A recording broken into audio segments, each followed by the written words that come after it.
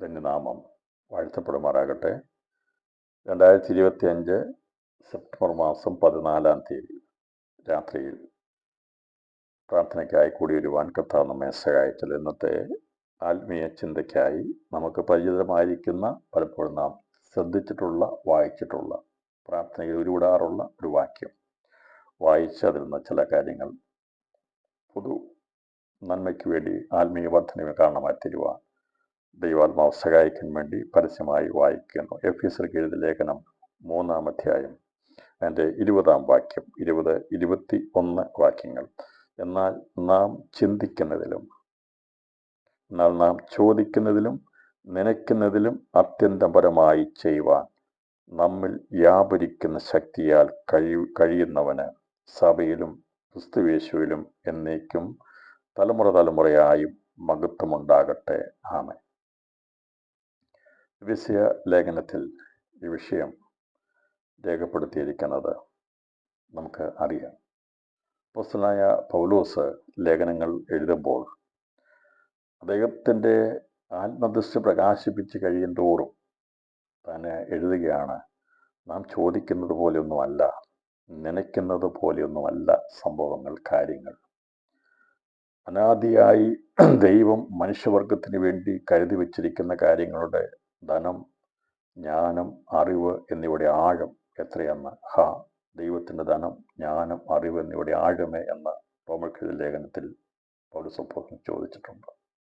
അപ്പോൾ ഈ അത് ദൈവാത്മാവിലുള്ള കാര്യങ്ങൾ തനിക്ക് വെളിപ്പെടും തോറും ദൈവത്തിൻ്റെ ആലോചനയുടെ ആഴങ്ങൾ മനസ്സിലാക്കത്തോറും ഈ ഗ്രന്ഥകാരൻ വിളിച്ചു പറയുകയാണ്, എന്നാൽ നാം ചോദിക്കുന്നതിലും നനയ്ക്കുന്നതിലും അത്യന്തപരമായി ചെയ്യുവാൻ നമ്മൾ വ്യാപരിക്കുന്ന ശക്തിയാൽ കഴിയുന്നവന്.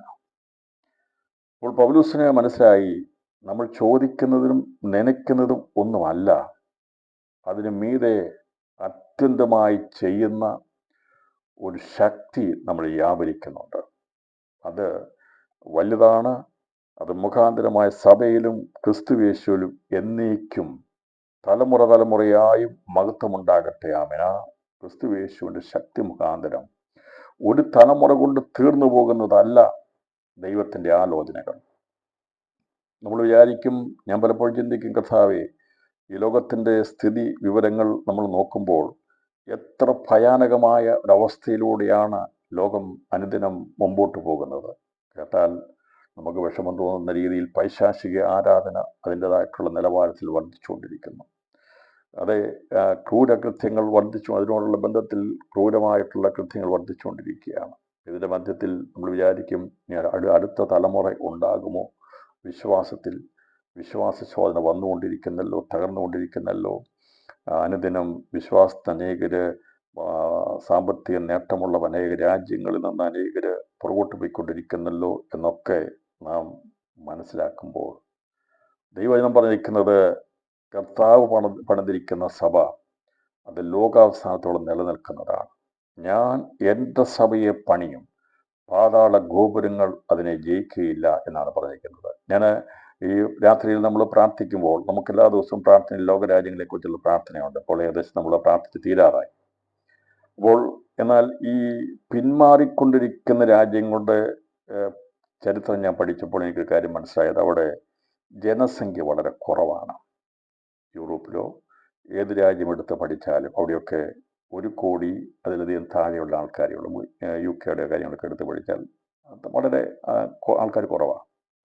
എന്നാൽ അവർ പിന്മാറുമ്പോൾ ദൈവവചനം വ്യാപരിക്കുന്നത് 100 കോടിയിൽ അധികം ജനതയുള്ള രാജ്യങ്ങളിലേക്ക് ദൈവം തൻ്റെ വചനം അയച്ചുകൊണ്ടിരിക്കുക. ഇന്ന് രാത്രി സ്തോത്രം ചെയ്യാൻ കഴിയുമോ? അതെ, ചില രാജ്യങ്ങളിൽ അവർ സമ്പന്നത മുഖാന്തരമായി ആത്മീയ അവർക്ക് അനുഗ്രഹം ലഭിച്ചോട്, പിതാക്കന്മാർക്ക് ലഭിച്ചു, നന്മ ലഭിച്ചത് മുഖാന്തരമായി ചില രാജ്യങ്ങൾ ഓരോ ദിവസം ചെല്ലുന്തോറും വിശ്വാസത്തിൽ നിന്ന് ക്ഷീണിച്ചവർ നിർമതസ്ഥരായ ദൈവം വേണ്ട എന്ന് പറഞ്ഞുകൊണ്ട് മാറിക്കൊണ്ടിരിക്കുമ്പോൾ, അവിടെ പെർസെൻറ്റേജ് വർദ്ധിച്ചുകൊണ്ടിരിക്കുമ്പോൾ, മറുഭാഗത്തൊരു കാര്യം ഓർക്കേണ്ടത്, കോടിക്കണക്കിന് ആൾക്കാരുള്ള അനേക രാജ്യങ്ങളിൽ ദൈവം ഉണർവയച്ചിരിക്കുന്നതിനായി ഞാൻ ദൈവത്തിൻ്റെ സ്തോത്രം ചെയ്യുന്നു. ഏഷ്യൻ രാജ്യങ്ങളിലും ആഫ്രിക്കൻ രാജ്യങ്ങളിലും ദൈവം അയച്ചുകൊണ്ടിരിക്കുന്ന പ്രത്യേക ഉണർവിനായി ഞാൻ ദൈവത്തിന് സ്തോത്രം ചെയ്യുകയാണ്. 1, 2, 3 കോടികൾ മാത്രമുള്ള പല രാജ്യങ്ങളുമാണ് ദിവസങ്ങളിൽ വിശ്വാസത്തെ പിന്മാറിക്കൊണ്ടിരിക്കുന്നെങ്കിൽ ഇതുവരെയും സുവിശേഷം വേണ്ടതുപോലെ വ്യാപരിച്ചിട്ടില്ലാത്ത, സുവിശേഷത്തിൽ നന്മ അനുഭവിക്കാത്ത ഒരു കൂട്ടം ജനത്തെ ദൈവം കാത്തു വെക്കുന്നുണ്ട്. അതുകൊണ്ട് കർത്താവ് പറഞ്ഞു, മുമ്പന്മാർ പിമ്പന്മാരും പിമ്പന്മാർ മുമ്പന്മാരുമായി തീരും. അതുകൊണ്ടാണ് പറയുന്നത്, തലമുറ തലമുറയായും ദൈവത്തിന് മഹത്വം ഉണ്ടാകുമെന്നുള്ളത്. അത് ഒരു തലമുറ കൊണ്ട് തീർന്നു പോകത്തില്ല, ദൈവപ്രവർത്തി നിന്നു പോകത്തില്ല.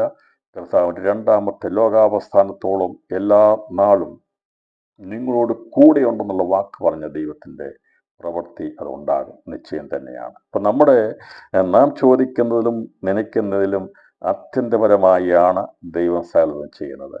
ചില ഉദാഹരണ സഹിതമായ ചില കാര്യങ്ങളെ എടുത്ത് വേഗത്തിൽ ചിന്തിച്ച് ഞാൻ ഈ ഭാഗം അവസാനിപ്പിക്കാം. ഞാനൊരു ചോദ്യം നിങ്ങളോട് ചോദിക്കുകയാണ്. പഴയ നിയമത്തിൽ ഏറ്റവും അധികം കഷ്ടം സഹിച്ച വ്യക്തി ആരാണെന്ന് നിങ്ങൾക്ക് ആർക്കെങ്കിലും പറയാമോ? നമുക്ക് അറിയാവുന്നതാണ്, എല്ലാവർക്കും അറിയാം. വചനപരമായിട്ട് നല്ല ബന്ധമുള്ളവരാണ്. ഒരു സിമ്പിൾ ചോദ്യമാണ്. പഴയ നിയമത്തിൽ ഏറ്റവും അധികം കഷ്ടം സഹിച്ച വ്യക്തി ആരാണ് എന്നുള്ള ചോദ്യം ചോദിച്ചാൽ വേഗത്തിൽ പറഞ്ഞാട്ടെ അൺമ്യൂട്ട് ചെയ്തിട്ട് പറഞ്ഞാട്ടെ. ഞാൻ ചിന്തിക്കുന്നവരാണ് നിങ്ങൾ. ഇയ്യോബ്. എല്ലാവരുടെയും ഉത്തരം ഇയ്യോബ് എന്നായിരിക്കും. കാരണം ഇയ്യോബിനെ കുറിച്ചാണ് കഷ്ടതയോടുള്ള ബന്ധത്തെ എല്ലാവരും പഠിപ്പിക്കുക. എന്നാൽ എൻ്റെ അഭിപ്രായത്തിൽ ഇയ്യോബ് അല്ല എന്നുള്ളതാണ് ഇന്ന് രാത്രി ഞാൻ പരസ്യമായി പ്രസ്താവിക്കുന്നത്. അപ്പോൾ ഇയ്യോബിനെ കുറിച്ചുള്ള വലിയ ചിന്തകൾ എല്ലാവർക്കുമുണ്ട്. ഇയ്യോബാണ് ഏറ്റവും അധികം കഷ്ടം സഹിച്ചെന്നുള്ളതാണ് ചിന്തിക്കുന്നത്. ഇയ്യോബ് തൻ്റെ കുടുംബത്തിന് വേണ്ടി മാത്രമേ കഷ്ടം സഹിച്ചുള്ളൂ. പഴയ നിയമത്തിൻ്റെ കാര്യമാണ്. ഇയ്യോബ് തൻ്റെ കുടുംബത്തിന് വേണ്ടി മാത്രമേ കഷ്ടം സഹിച്ചത്. അവൻ്റെ കഷ്ടതയുടെ സമയവും വളരെ ചുരുക്കമായിരുന്നു. അധികം നാളുകൾ കഷ്ടപ്പെട്ടില്ല. എന്നാൽ ദൈവവചനം പഴയ നിയമം ശരിക്ക് പഠിച്ചു കഴിഞ്ഞാൽ ഏറ്റവും അധികമായി കഷ്ടം സഹിച്ച വ്യക്തി യാക്കോബാണ്. യാക്കോബിൻ്റെ കഷ്ടതയാണ് വലിയ കഷ്ടതയായിട്ട് നമുക്ക് പഴയ നിയമത്തിൽ കാണാൻ സാധിക്കുന്നത്. അബ്രഹാമിൻ്റെ കഷ്ടതയേക്കാൾ, ഇസഹാക്കിൻ്റെ കഷ്ടതയേക്കാൾ ഏറ്റവും അധികമായി കഷ്ടം സഹിച്ച വ്യക്തി ഇയ്യോബല്ല, അത് യാക്കോബാണ്. കാരണം യാക്കോബിൻ്റെ ജീവിതം എടുത്ത് പഠിക്കുമ്പോൾ അവൻ്റെ ജീവിതത്തിൻ്റെ 147 വർഷം അവന് ഈ ലോകത്തിൽ ദൈവത്തിന് ജീവിതം അനുവദിച്ചു കൊടുത്തിരുന്നു. അതിൽ 40 വർഷം വരെയുള്ള അവൻ്റെ പ്രാരംഭ ജീവിതം, അവൻ്റെ ജനനം മുതൽ 40 വർഷം വരെ കനാൻ ദേശത്ത് ഇസഹാക്കിനോടും അബ്രഹാമിനോടും ഒക്കെ കൂടാരങ്ങളിൽ പാർത്ത സമയം വരെ അവൻ്റെ ജീവിതം ഒരു നല്ല കാലഘട്ടത്തിലായിരുന്നു. 40 വർഷം കഴിഞ്ഞപ്പോൾ നമുക്കറിയാം, ഏശാവ് വിവാഹം കഴിച്ചത് 40ാമത്തെ വയസ്സിലാണ്. രണ്ടുപേർക്ക് ഒരേ പ്രായമാണ്.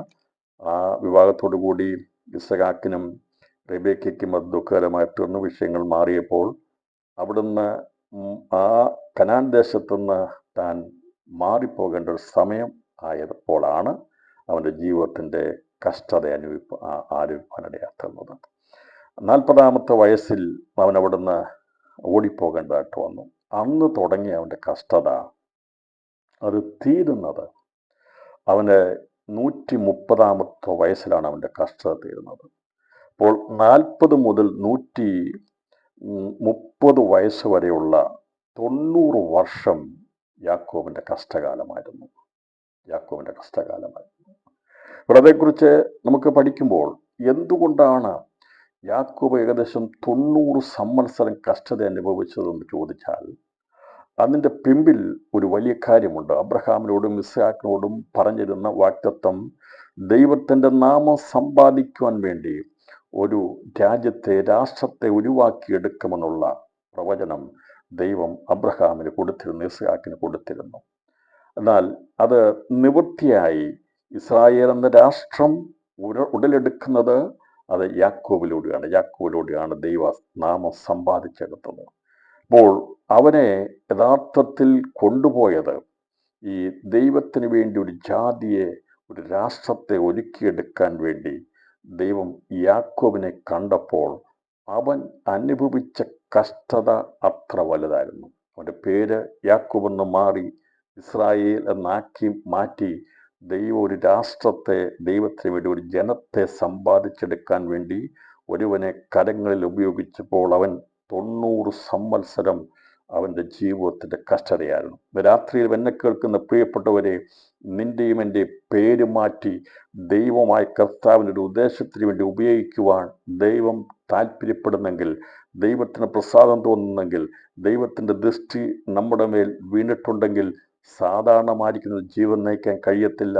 അസാധാരണമായിരിക്കുന്ന അനുഭവങ്ങളിലൂടെ കടന്നു പോകേണ്ടതായിട്ട് വരും. കാരണം ദൈവത്തിന് സമ്പാദിച്ചെടുക്കുവാൻ വേണ്ടിയുള്ള ഒരു പ്രത്യേക കരുതലിലൂടെ ദൈവം നമ്മളെ നടത്തിവിടുന്നത് നമ്മെ ആ ഒരു ലക്ഷ്യത്തിലേക്ക്, ദൗത്യത്തിലേക്ക് എത്തിക്കാൻ വേണ്ടിയുള്ള ദൈവം കടത്തിവിടുന്നതാണെന്നാണ് മനസ്സിലാക്കുന്നത്. അപ്പോൾ 90 സംവത്സരമൊന്നും ഇയ്യോബ് കഷ്ടം സഹിച്ചില്ല.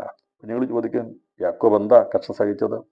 യാക്കോബ് കഷ്ടം തുടങ്ങിയത് 40-ാമത്തെ വയസ്സിൽ അവൻ കനാൻ ദേശം വിട്ടുപോയി കഴിഞ്ഞപ്പോൾ 20 വർഷം അവനവിടെ പരദേശവാസം ചെയ്ത് കഷ്ടപ്പെട്ടു.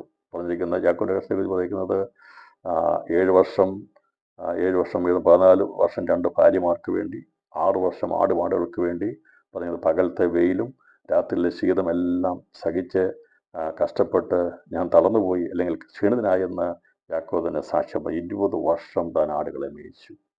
ഒരു ഭാര്യയ്ക്ക് വേണ്ടി 20 വർഷം, ഒരു ഭാര്യയ്ക്ക് വേണ്ടി വർഷം 14. റാഖേലിന് വേണ്ടിയാണ് അവൻ 7 വർഷം ചെയ്തത്. പക്ഷേ എന്നാൽ അവളെ ലഭിക്കാൻ വേണ്ടി ഇരട്ടി ജോലി ചെയ്യേണ്ടതായിട്ട് വന്നു. 14 വർഷം ജോലി ചെയ്തു. അതിനുശേഷമായി സമ്പത്തുണ്ടാക്കാൻ വേണ്ടി 6 വർഷം ആടുമാടുകൾക്ക് വേണ്ടി. അങ്ങനെ 20 വർഷം അവൻ ചൂടും തണുപ്പും ഒന്നും നോക്കാതെ അവനെ ഏൽപ്പിച്ച ദൗത്യം വളരെ വിശ്വസ്തയോടെ ചെയ്തു എന്നാണ് നമുക്ക് വേദപുസ്തകം വായിക്കുമ്പോൾ നമുക്കതിൽ നിന്ന് മനസ്സിലാക്കാൻ സാധിക്കുന്നത്. അപ്പോൾ 20 വർഷം അവൻ ഒരു ആട്ടിടയനായി കഷ്ടപ്പെട്ടു. അതിനുശേഷം മടങ്ങിപ്പോരുമ്പോൾ അവൻ വിചാരിച്ചു, വളരെ പ്രതിസ്ഥിതിയോട് പരിശുദ്ധയോടെ അവിടെ നിന്ന് ഓടിപ്പോവുകയാണ്, ഞാൻ അതിൻ്റെ പശ്ചാത്തലം നിങ്ങൾ ചോദിക്കുമെന്നുകൊണ്ട് എത്ര കഷ്ടം. തിരിച്ചു പോരുമ്പോഴുള്ള അവൻ്റെ പ്രയാസങ്ങൾ, ബുദ്ധിമുട്ടുകൾ വളരെ വലുതായിരുന്നു. അവൻ ഒരു ഘട്ടം കഴിഞ്ഞ് ഓരോ സന്ദർഭങ്ങളിലും ഏതെല്ലാം വിഷയങ്ങളിൽ അവൻ ഭാരപ്പെട്ട് ഇവിടം കൊണ്ട് തീർന്നു പോകുമെന്ന് വിചാരിക്കുമോ, ആ സന്ദർഭത്തിൽ ഇസ്രായേലിൻ്റെ ദൈവം അവന് പ്രത്യക്ഷനായിട്ടുണ്ട്. ഇന്ന് രാത്രിയിലും ദൈവനാമത്തിന് വേണ്ടി ഇറങ്ങിത്തിരിച്ചിരിക്കുന്ന ദൈവമക്കളുടെ ജീവിതത്തിൻ്റെ പ്രതിസന്ധികളിൽ ഇവിടം കൊണ്ട് തീർന്നു പോകുന്നതിനപ്പുറം ഒരു വഴിയില്ല എന്ന് നാം നനച്ചിരിക്കുമ്പോൾ, നാം ചോദിക്കുന്നതിലും നനയ്ക്കുന്നതിലും അത്യന്തപരമായി ചെയ്യുവാൻ നമ്മിൽ വ്യാപരിക്കുന്നവൻ്റെ ശക്തി വെളിപ്പെടും. യാക്കോബിൻ്റെ പ്രതിസന്ധികളിൽ അവൻ ഇനി മുമ്പോട്ട് പോകുവാൻ കഴിയത്തില്ല എന്ന് വിചാരിച്ചുകൊണ്ട് യാബോക്കിൻ്റെ അവിടെ കടൽ നദിയുടെ അരികിലിരുന്ന് അവൻ പ്രാർത്ഥിക്കുകയാണ്, ഇനി മുമ്പോട്ട് പോകണമെങ്കിൽ ദൈവകൃപയില്ലെങ്കിൽ കഴിയത്തില്ല, നിന്റെ അനുഗ്രഹമില്ലാതെ പറ്റത്തില്ല എന്ന് പറഞ്ഞുകൊണ്ട് അവൻ അവിടെ ദൈവത്തോട് മഞ്ഞു പിടിക്കുന്നുണ്ട്. അനുഗ്രഹം പ്രാപിച്ച് മുമ്പോട്ട് വന്നു. ഏശാവിൽ നിന്ന് രക്ഷ പ്രാപിച്ച് മുമ്പോട്ട് വന്നു. കനാൻ ദേശത്തേക്കുള്ള യാത്രയിൽ മുമ്പോട്ട് വന്ന് അവൻ വിചാരിച്ചു, കനാൻ ദേശത്തെത്തി സന്തോഷത്തോടെ ഒന്ന് ജീവിക്കാം, അവൻ്റെ പിതാവ് ഇസ്ഹാക്കിനെയൊക്കെ കണ്ട് സന്തോഷിക്കാമെന്ന് വിചാരിച്ച് അവൻ്റെ അമ്മ റിബേക്ക മരിച്ചു പോരുന്നു. അങ്ങനെയുള്ള ദുഃഖങ്ങളുണ്ട്.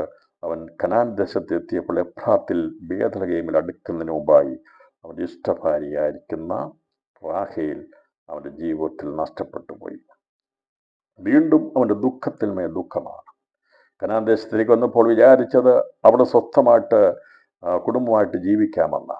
അവൻ്റെ 12ാമത്തെ മകൻ ജനിക്കുമ്പോൾ ആ ജനനത്തോടു കൂടി അവനൊരു പുത്രനെ ലഭിച്ചപ്പോൾ അവൻ്റെ ഇഷ്ടഭാര്യയായ റാഹേൽ അവൻ്റെ കൺമുമ്പിൽ ലോകത്തുനിന്ന് മാറ്റപ്പെട്ടു. വളരെ ദുഃഖിതനായി, വളരെ പ്രയാസമുള്ളവനായിട്ടാണ് അവൻ കനാൻ ദേശത്തിലേക്ക് ബേത്ലഹേമിൽ നിന്ന്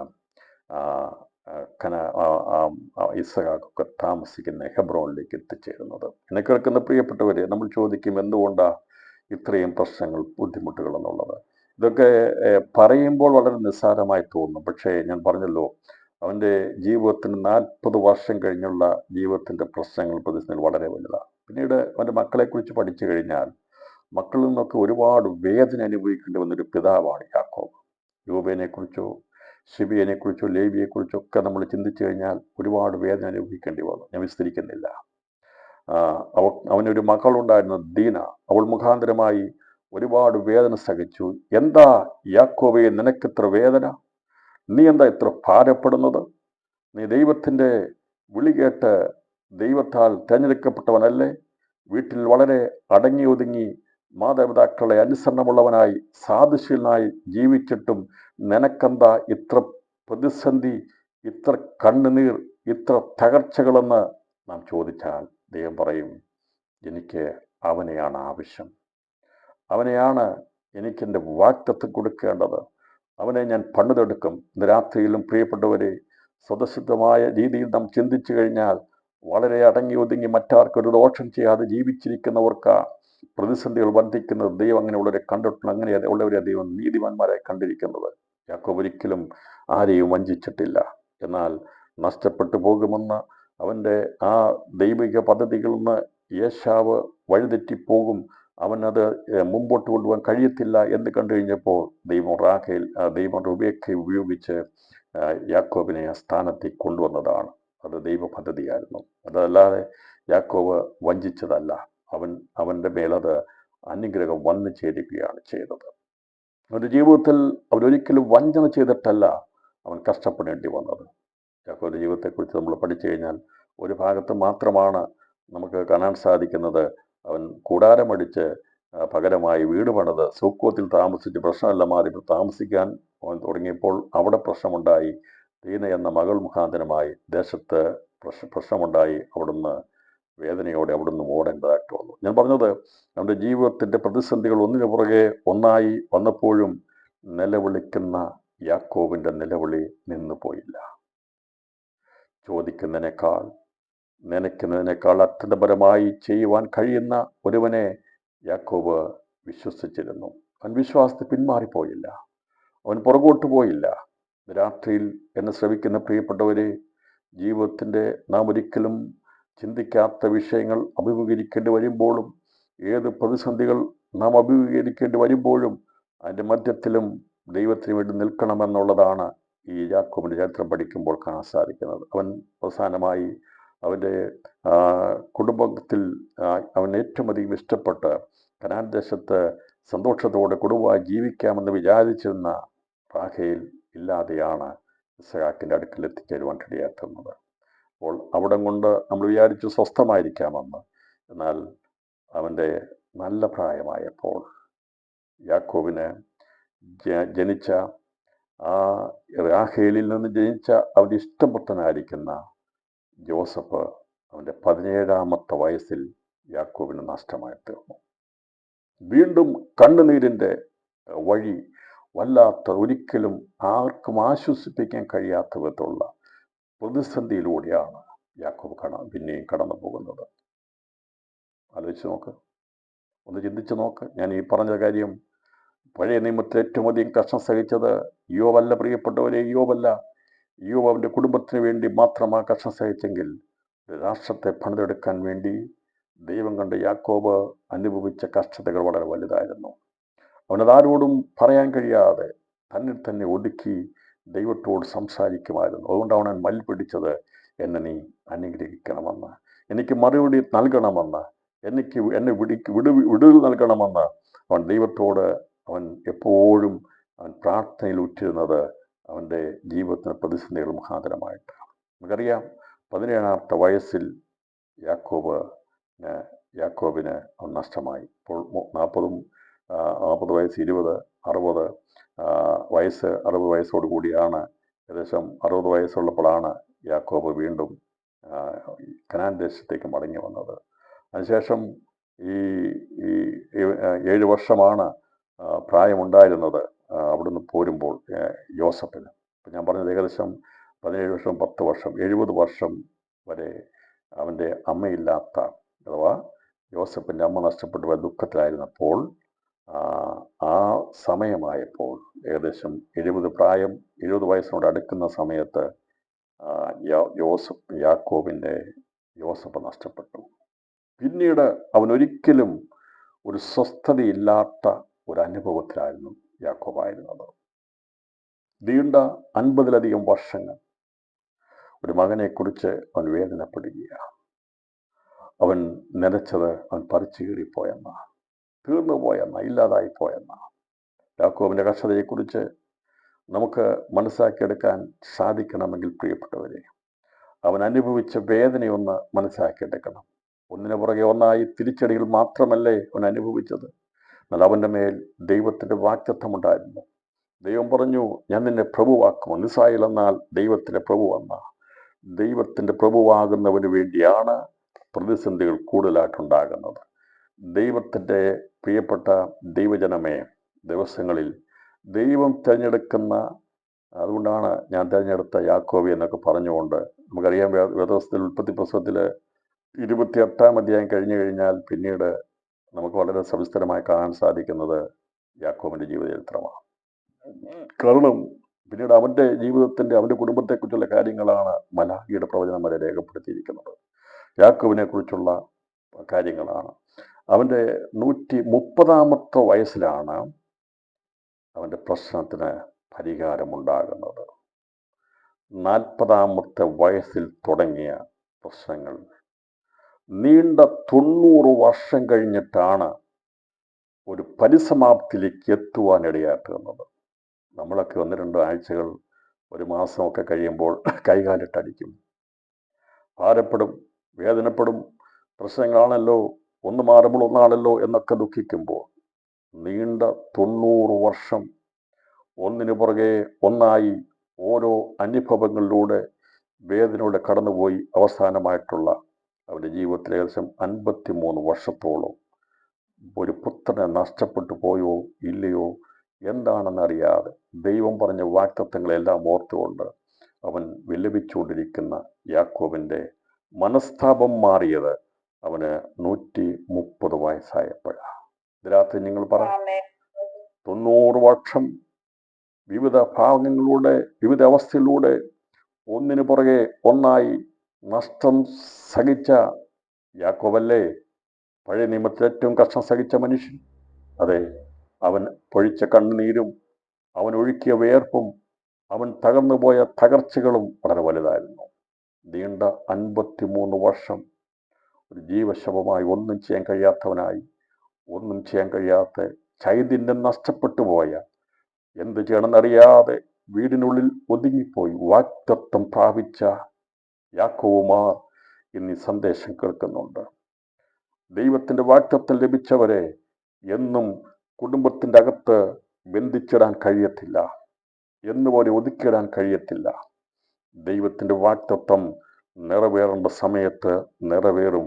പലപ്പോഴും ശത്രു അട്ടഹസിച്ചിട്ടുണ്ട്, തീർന്നു പോയെന്ന്, ഇല്ലാതായി തീർന്നെന്ന്, ഇവിടം കൊണ്ട് തീർന്നെന്ന്. യാക്കോബിനെ നോക്കി പറഞ്ഞിട്ടുണ്ട്, ഇവിടം കൊണ്ട് തീർന്നു പോയെന്ന്. അവൻ്റെ ചൈതന്യം നഷ്ടപ്പെട്ടു പോയി. പലപ്പോഴും ദൈവമക്കളെ, നമ്മുടെയൊക്കെ ചൈതന്യം നഷ്ടപ്പെട്ടു പോയ പല സന്ദർഭങ്ങളുണ്ട്. പലപ്പോഴും കാത്തിരുന്ന നന്മകൾ ലഭിക്കാൻ കഴിയാതെ പോയി. പ്രാർത്ഥിച്ചിട്ടും ഉപവസിച്ചിട്ടും പ്രാർത്ഥനയ്ക്ക് മറുപടി കിട്ടാതെ വേദനപ്പെട്ട അനുഭവത്തിൽ ഇതെല്ലാം അനുഭവിച്ചു കൊണ്ടിരിക്കുന്ന യാക്കോബ് പറയുക, അവസാനം തൻ്റെ മകനെ കിട്ടിയപ്പോൾ യാക്കോബ് പറയുക, ഞാനിതൊന്നും പ്രതീക്ഷിച്ചില്ല മകനെ. 48-ാം അധ്യായം അതിൻ്റെ 11-ാം വാക്യം വായിക്കുമ്പോൾ, ഉൽപ്പത്തി പുസ്തകം 48-ാം അധ്യായം അതിൻ്റെ 11-ാം വാക്യം വായിക്കുമ്പോൾ യാക്കോബ് പറയുകയാണ്, ഇസ്രായേൽ യോസഫിനോട്, നിന്റെ മുഖം കാണുമെന്ന് ഞാൻ നനച്ചിരുന്നില്ല, ഞാൻ വിചാരിച്ചിരുന്നില്ല.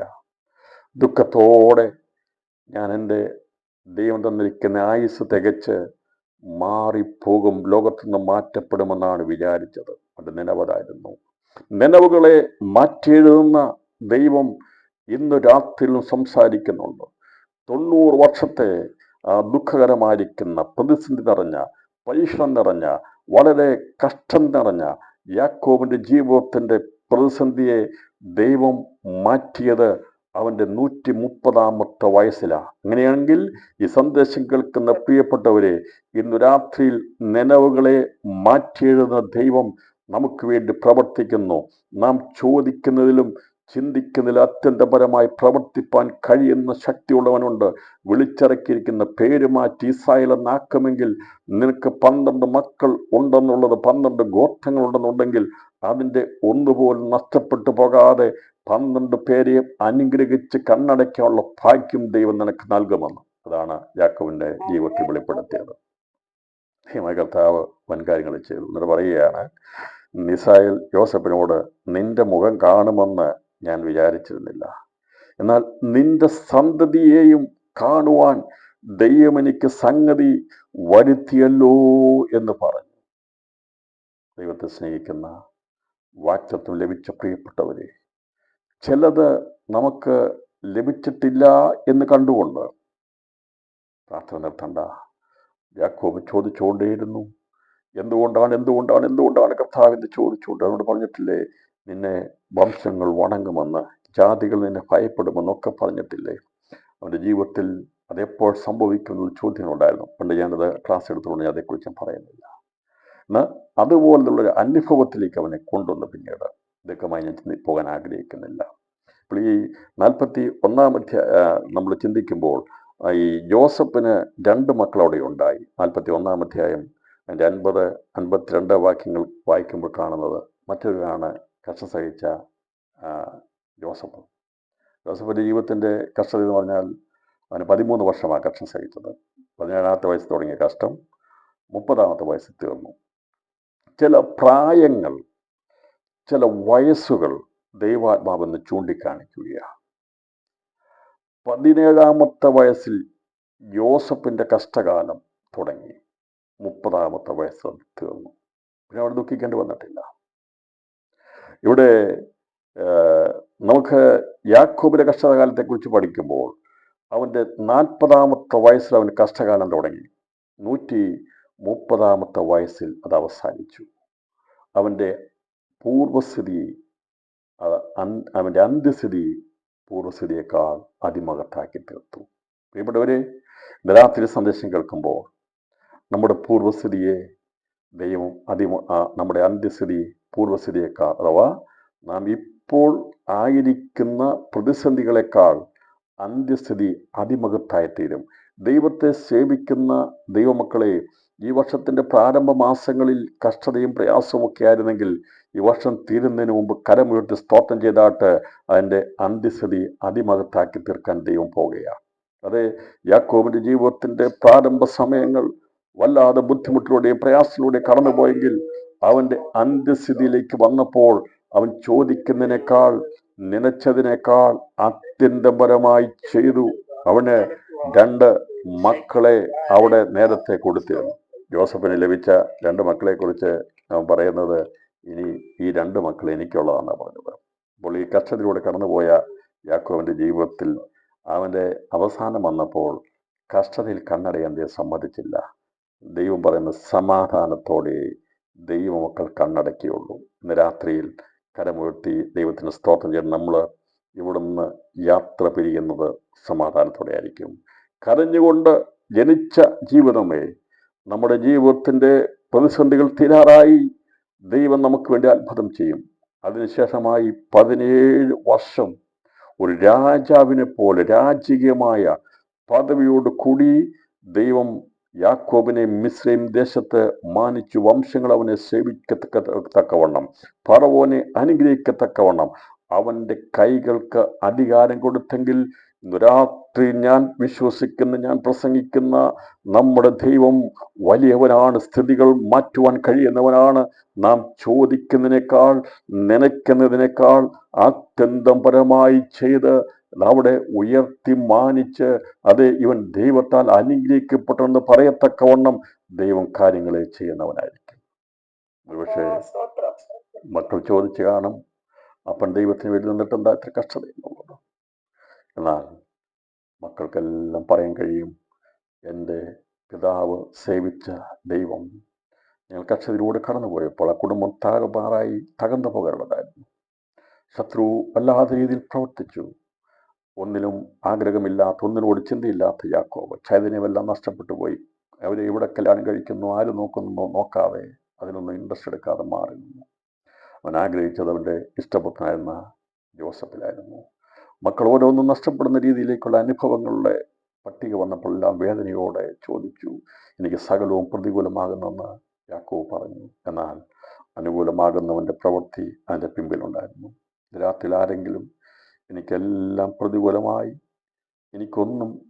ഒന്നിനെക്കുറിച്ചും ചിന്തിക്കുവാനോ നനയ്ക്കുവാനോ കഴിയത്തില്ല എന്നുള്ള ചിന്തയിലായിട്ടുണ്ടെങ്കിൽ രാത്രി ദൈവാത്മാവ് പറയുക, നമ്മുടെ നിലവുകളെ മാറ്റി എഴുതാൻ പോവുകയാണ്.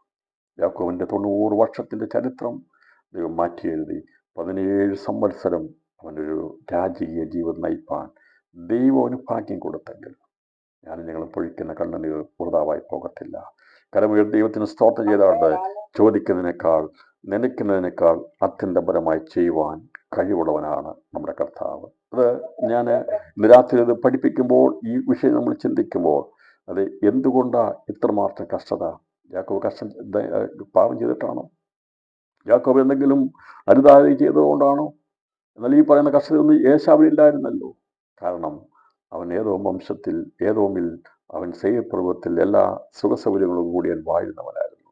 എന്നാൽ ദൈവത്തിന് വേണ്ടി ഒരു രാഷ്ട്രം, ദൈവത്തിൻ്റെ നാമം സ്ഥാപിക്കാൻ വേണ്ടി ഒരു രാഷ്ട്രത്തെ ഉടലെടുക്കാൻ വേണ്ടി അതിൻ്റെ പിമ്പിൽ അവൻ്റെ പേര് യാക്കോബ് എന്ന് ഉപയോഗിച്ച് ഇസ്രായേൽ എന്ന് മാറ്റിയപ്പോൾ ആ രാഷ്ട്രത്തെ സ്വരൂപിച്ചെടുക്കുവാൻ പൈശാചികൾ നിറഞ്ഞ ലോകത്തിൻ്റെ രാഷ്ട്രങ്ങളിടയിൽ ദൈവത്തിൻ്റെ രാഷ്ട്രത്തെ ഉളവാക്കിയെടുക്കുവാൻ ഒരുവനെ ദൈവം കണ്ടപ്പോൾ അവൻ അനുഭവിച്ച വേദന വലുതായിരുന്നു. എന്നാൽ അവൻ മറ്റുള്ളവരെ അന്നത്തെ ഏറ്റവും ഉന്നതമായിരിക്കുന്ന മിസ്രയീം രാജ്യത്തെ അനുഗ്രഹിച്ചിട്ടാണ്, അവിടുത്തെ ഫറവോനെ അനുഗ്രഹിച്ച് ജീവിച്ചിട്ടാണ് അവൻ കടന്നുപോയത്.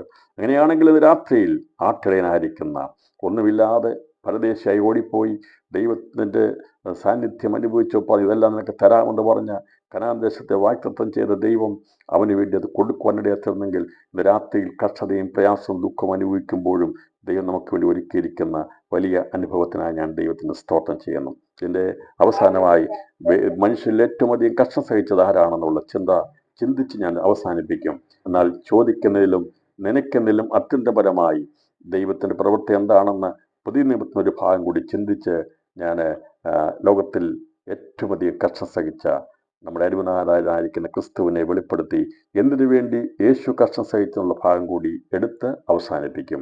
എന്നാൽ വേദപുസ്തകത്തിൽ അപ്പോസ്തല പ്രവൃത്തി 10-ാം അധ്യായത്തിലെ ചോദ്യങ്ങളെയും നനവുകളെയും മാറ്റിയ ഒരു സംഭവം നടന്ന സംഭവ പശ്ചാത്തലം കൂടി ഞാൻ വേഗത്തിൽ ചിന്തിപ്പാൻ കർത്താവിൽ താല്പര്യപ്പെട്ടു. നമുക്കറിയാവുന്ന വിഷയമാണ്. 10-ാം അധ്യായത്തിൻ്റെ പ്രാരംഭ വാക്കുകൾ അതിൽ പറഞ്ഞിരിക്കുന്നത്, അവിടെ കൈസരിയിൽ ഇത്താലിയ എന്ന പട്ടാളത്തിൽ കൊർന്നേലിയോസിനെ കുറിച്ച് നമുക്കറിയാം.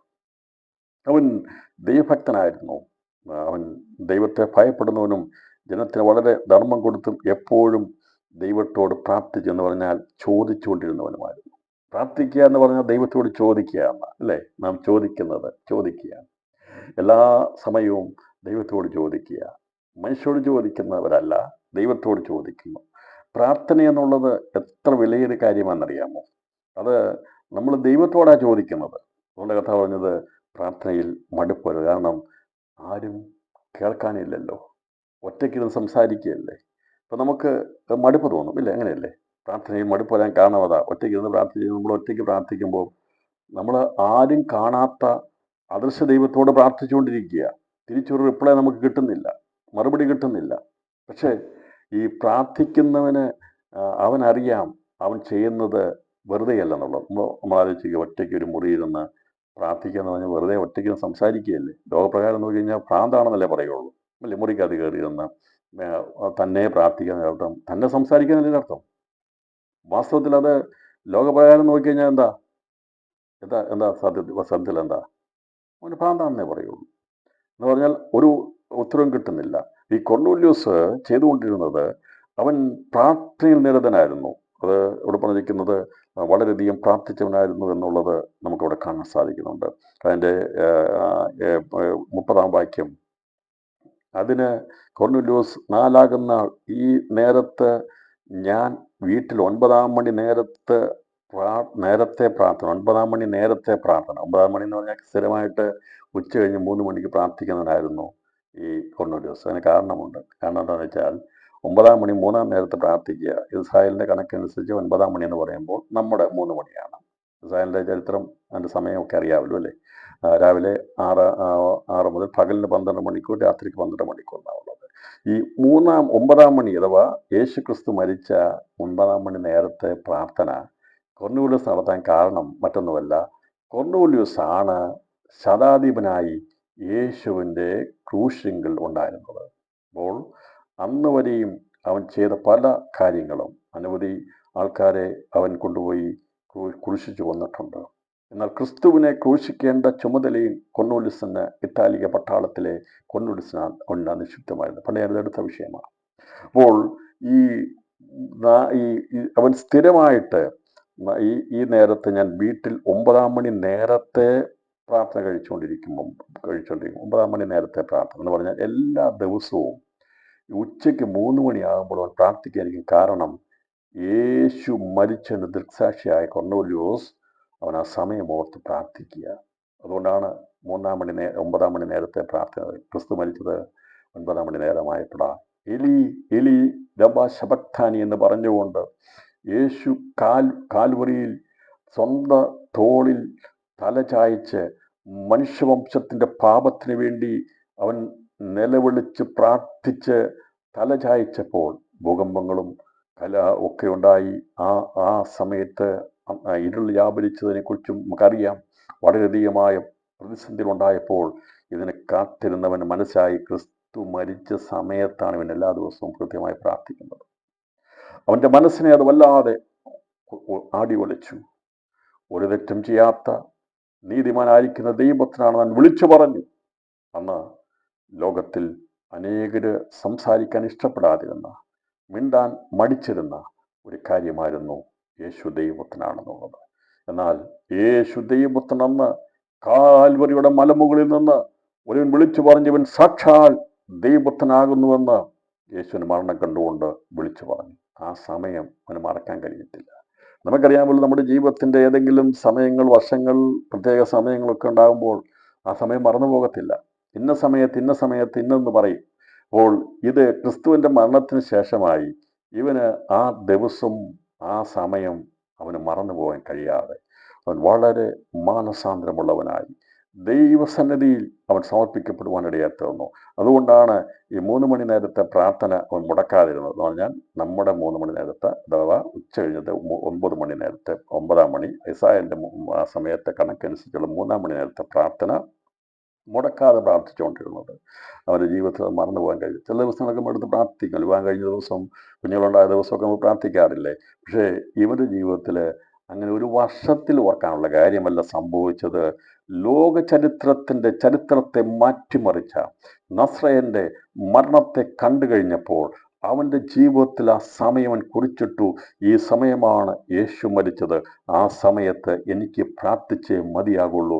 എനിക്കും എൻ്റെ കുടുംബത്തിനും ഒരു രക്ഷ ആവശ്യമാണ്, ഒരു വിടുതൽ ആവശ്യമാണെന്ന് അവൻ ദൈവത്തോട് ചോദിച്ചുകൊണ്ടിരിക്കുക. എന്നാൽ അവനെ സഭയുടെ അംഗമാക്കി തീർക്കാൻ കഴിയത്തില്ല.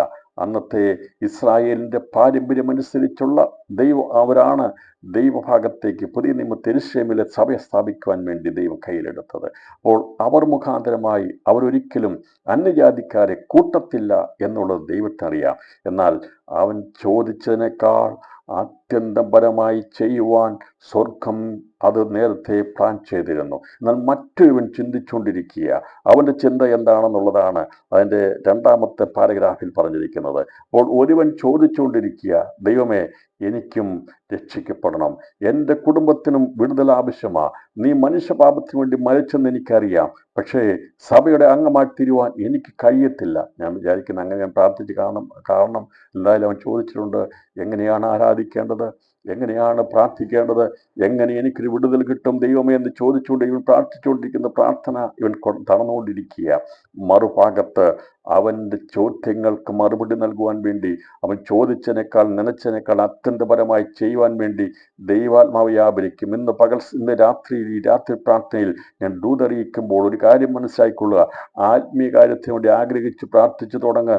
നാം ചോദിക്കുന്നതിനേക്കാൾ നനയ്ക്കുന്നതിനേക്കാൾ അത്യന്തപരമായി ദൈവം ചെയ്യും. അവൻ ജോലിയുടെ പ്രമോഷൻ ചോദിച്ചില്ല, അവൻ മറ്റൊന്നും അവൻ ചോദിച്ചില്ല. അവൻ ചോദിച്ചത് ദൈവത്തോട് അവൻ ചോദിച്ചു, നീ മരിച്ചത് മനുഷ്യപാപത്തിൻ്റെ പരിഹാരത്തിന് വേണ്ടിയാണെന്ന് അവൻ അറിയാമായിരുന്നു. അവൻ്റെ ഹൃദയം തകർന്ന് മാനസാന്തരത്തോടെ മടങ്ങി വന്നത്. കഠിനഹൃദയനായിരിക്കുന്ന കൊർന്നേലിയുസിനെയാണ് യേശുവിനെ ക്രൂശിക്കാനുള്ള ദൗത്യം റോമൻ ഗവൺമെൻറ് അവസാനം ഏൽപ്പിച്ചത്. ഏറ്റവും അവസാനകരമായ, ഏറ്റവും പ്രധാന ദൗത്യമായിരിക്കുന്ന ക്രിസ്തുവിൻ്റെ ക്രൂശീകരണം, മരണം ഉറപ്പാക്കേണ്ട ചുമതല അന്നത്തെ കഠിനഹൃദയനായിരുന്ന ശതാധിപനായിരുന്ന, ഏത് കാര്യവും ഭംഗിയോടെ നിർവഹിക്കുന്ന ശതാധിപനായിരിക്കുന്ന കൊർന്നേലിയുസിനെ ഏൽപ്പിച്ചതെങ്കിൽ അവൻ്റെ ജീവിതത്തിൻ്റെ ഹൃദയത്തെ അലിപ്പിച്ചുകൊണ്ട് സാക്ഷാൽ ദൈവപുത്രൻ എന്ന് വിളിച്ചു പറഞ്ഞ ജാതികളിൽ നിന്ന് ഒന്നാമനായിരുന്നു കൊർന്നേല്യോസ്. ലോകത്തിൽ യേശു ക്രിസ്തു സാക്ഷാൽ ദൈവപുത്രനായ ക്രിസ്തുവാകുന്നെന്ന് സംഭവങ്ങളെ കണ്ടുകൊണ്ട് റോമൻ ശതാധിപനായിരിക്കുന്ന അവൻ സാക്ഷ്യം പ്രസ്താവിച്ചു, ഇവൻ സാക്ഷാൽ ദൈവപുത്രനാണ്. അപ്പോൾ ജാതികളിൽ നിന്ന് ആദ്യനായി ദൈവപുത്രൻ എന്ന് വിളിച്ചു പറയുവാൻ സാക്ഷ്യം പ്രസ്താവിച്ച കൊർന്നേല്യോസിനെ ദൈവം കണ്ടിരുന്നു. അവൻ്റെ മേൽ ദൈവം നോട്ടം വെച്ചിരുന്നു. അവനെ ജാതികളിൽ നിന്ന് ഒന്നാമനായി ദൈവസഭയുടെ അംഗമാക്കി തീർക്കാൻ വേണ്ടി ദൈവം പ്ലാൻ ചെയ്തിരുന്നു. ഇത്രയൊന്നും ഈ കൊർന്നേല്യോസ് വിചാരിച്ചില്ല. കൊർന്നേല്യോസ് വിചാരിച്ചുകൊണ്ടിരുന്ന പ്രാർത്ഥിച്ചുകൊണ്ടിരിക്കാം ദൈവത്തിൻ്റെ പ്രവൃത്തി വെളിപ്പെടുമെന്ന. ഇന്ന് രാത്രിയിലും പ്രാർത്ഥന മുടക്കണ്ട. നാം ചോദിക്കുന്നതിനേക്കാൾ നനയ്ക്കുന്നതിനേക്കാൾ നിന്റെ ശുശ്രൂഷയെ, എൻ്റെ ശുശ്രൂഷയെ, മിനിസ്റ്ററിയെ മാറ്റാൻ പോവുക. നാം ചിന്തിച്ചു വെച്ച ചില അതിരുകളെയും മാറ്റാൻ പോവുക. തലമുറകളുടെ മേൽ ദൈവത്തിൻ്റെ അതിരുകളെയും വിസ്തൃതമാക്കാൻ പോവുക. ഞാനും നിങ്ങളും ചോദിച്ചിരിക്കുന്ന ചില വിഷയങ്ങൾ മേൽ അതിൻ്റെ പരിധി വെച്ചുകൊണ്ട് ഇത് മതിയെന്ന് ചിന്തിക്കുന്നതിനേക്കാൾ അപ്പുറമായി ദൈവം ചിലതിനു വേണ്ടി ഈ ദിവസങ്ങളിൽ പരിധിയില്ലാതെ പ്രവർത്തിക്കുന്ന ദൈവപ്രവൃത്തി ഉണ്ടാകാൻ പോവുക. കൊർന്നേല്യോസ് ധർമ്മം കൊടുത്തുകൊണ്ട് പ്രാർത്ഥിച്ചുകൊണ്ട് പ്രാർത്ഥന മുടക്കിയില്ല. 3 മണി നേരത്തെ അല്ലെങ്കിൽ 9 മണി നേരത്തെ പ്രാർത്ഥന എല്ലാ ദിവസവും സ്ഥിരമായി ചെയ്തുകൊണ്ടിരുന്നു. യേശു ക്രിസ്തുവിൻ്റെ ക്രൂശമരണത്തിന് സാക്ഷിയായ യോഹന്നാൻ ആ സമയമെടുത്തുകൊണ്ട് പ്രാർത്ഥിച്ചുകൊണ്ടിരുന്നു. പ്രാർത്ഥന മുടക്കരുത്.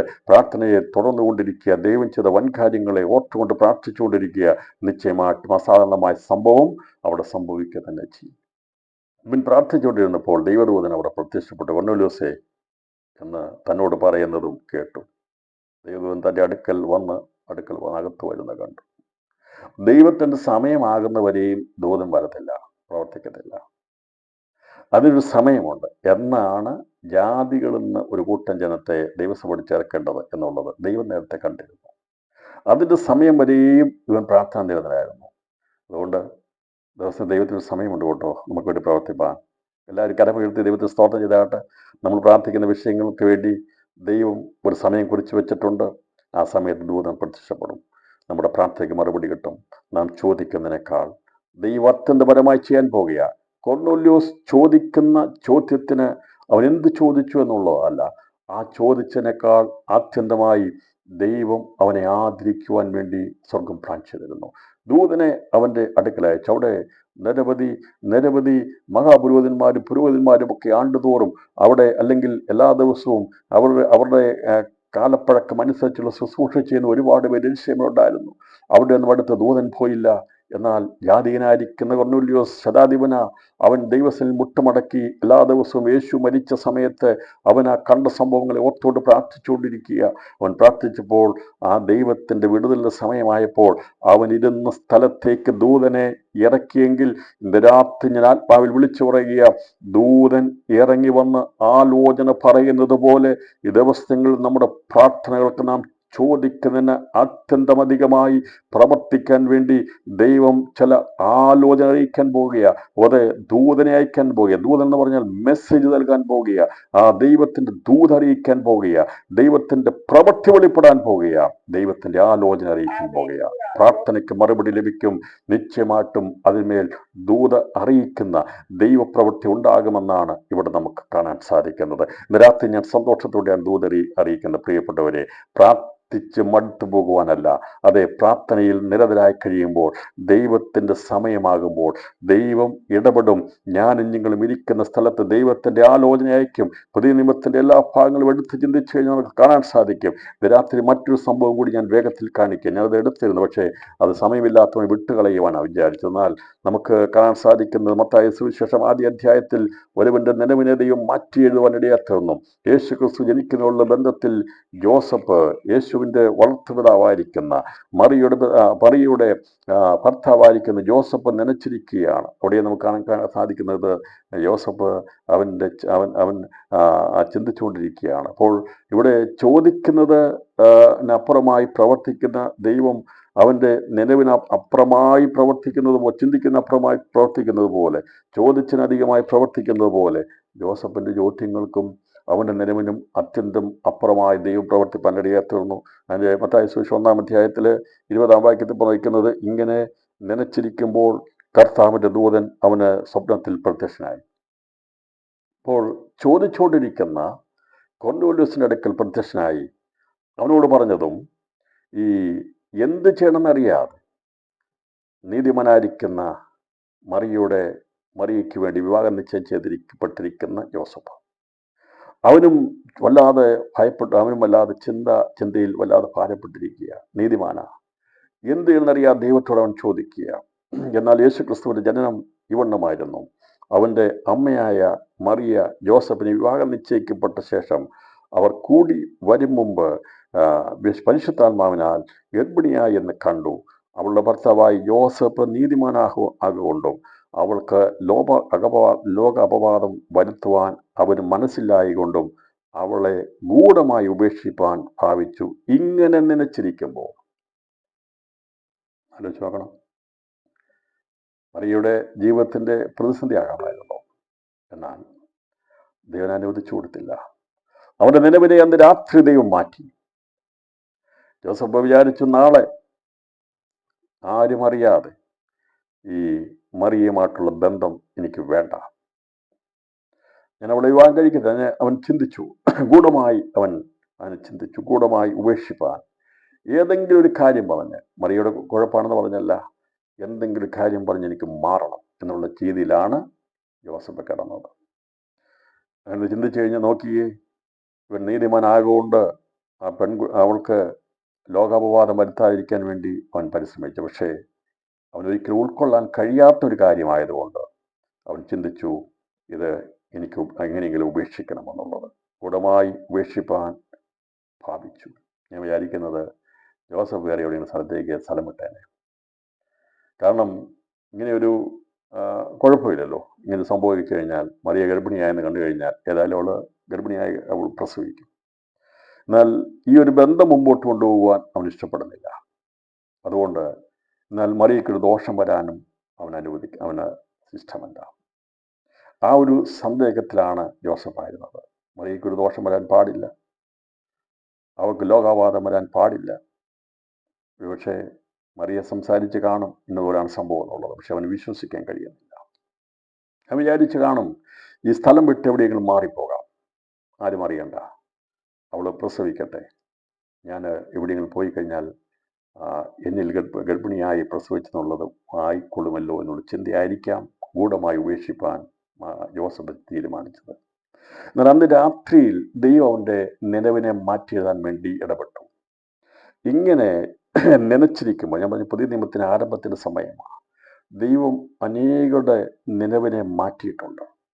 അപ്പോൾ യേശു ക്രിസ്തു ജനിക്കുന്നതിനുള്ള ബന്ധത്തിലുണ്ടായ ആ പ്രതിസന്ധി വളരെ സങ്കീർണമായിരിക്കുന്ന ഒരു വിഷയമായിരുന്നു. ഇന്നും ക്രിസ്തു ഒരുവൻ്റെ ജീവിതത്തിൽ ഹൃദയത്തിൽ ജനിക്കുമ്പോൾ ഇങ്ങനെയുള്ള ഒരുപാട് വിഷയങ്ങളുണ്ടാകും. ഒരുപാട് വിഷയങ്ങൾ ജീവിതത്തിലുണ്ടാകും. അത് വിശ്വാസം ഒറ്റയ്ക്കൊക്കെ വന്നവർ, ഭർത്താക്കന്മാർ വരാത്തവർ, ഭാര്യമാർ വരാത്തവർ, മക്കൾ വരാത്തവരൊക്കെ എത്ര കഷ്ടം സഹിക്കുന്നതെന്ന് അറിയാമോ? എത്രയോ പ്രയാസപ്പെടുന്നുണ്ട്, എത്രയോ ബുദ്ധിമുട്ടുന്നുണ്ട്.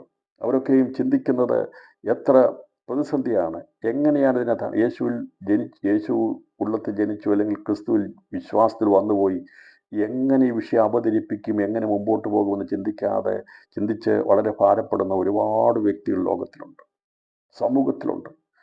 കർത്താവിനെ സ്വീകരിച്ച മുഖാന്തരമായി എങ്ങനെ ഇത് മറ്റുള്ളവരോട് പറയും? ഇവിടെ ഇത് തന്നെ സംഭവം.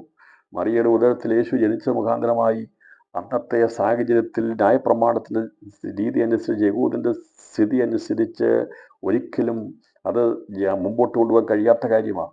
അവൻ വളരെയധികം ഭാരപ്പെടുക. ഞാൻ പറഞ്ഞ നേരെ തിരിച്ച്, ക്രിസ്തു നമ്മുടെ ഉള്ളിൽ ജനിച്ചു കഴിയുമ്പോൾ ഞാനും നിങ്ങളും ജനിച്ചു വളർന്ന പാരമ്പര്യത്തിൽ നിന്ന്, അല്ലെങ്കിൽ ആ സാഹചര്യത്തിൽ നിന്ന്, മതങ്ങളിൽ നിന്ന്, വംശത്തിൽ നിന്ന്, ഭാഷകളിൽ നിന്ന്, യോത്രങ്ങളിൽ നിന്നൊക്കെ വേർതിരിച്ച് വരുമ്പോഴുള്ള ഒരുപാട് സംഘർഷങ്ങളുണ്ട്. അങ്ങനെ സംഘർഷം പിടിച്ച് എത്രയോ ദിനരാത്രങ്ങൾ കിടന്നിട്ടുണ്ട്. അങ്ങനെ ഒരുവനായിരുന്നു ജോസഫ്. പക്ഷേ ദൈവമാണ് നീക്കുപോക്ക് നൽകിയത്.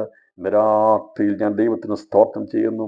ഇങ്ങനെ ക്രിസ്തു ഉള്ളത്തിൽ ജനിച്ചത് മുഖാന്തരമായി എങ്ങനെ ഈ വിഷയത്തിൽ നിന്ന് ഒരു വിടുതലുണ്ട്, അല്ലെങ്കിൽ പ്രശ്നങ്ങളിൽ നിന്ന് എങ്ങനെ വിടുവിക്കപ്പെടുമെന്ന് ഭാരപ്പെട്ട ജീവിതങ്ങളല്ലായിരുന്നോ ഞാനും നിങ്ങളും? ദൈവത്തിൻ്റെ കൃപയാൽ നമുക്കതിൻ്റെ സമയാസമയങ്ങളിൽ ദൈവം വഴിയൊരുക്കത്തന്ന് നമ്മെ ഇന്ന് വിശ്വാസിലാക്കി നിർത്തിയെങ്കിൽ ഇതിൻ്റെ പിമ്പിൽ പ്രവർത്തിച്ച ദൈവത്തിൻ്റെ പരിശുദ്ധാത്മാവിന് സ്തോത്രം ചെയ്യുന്നു.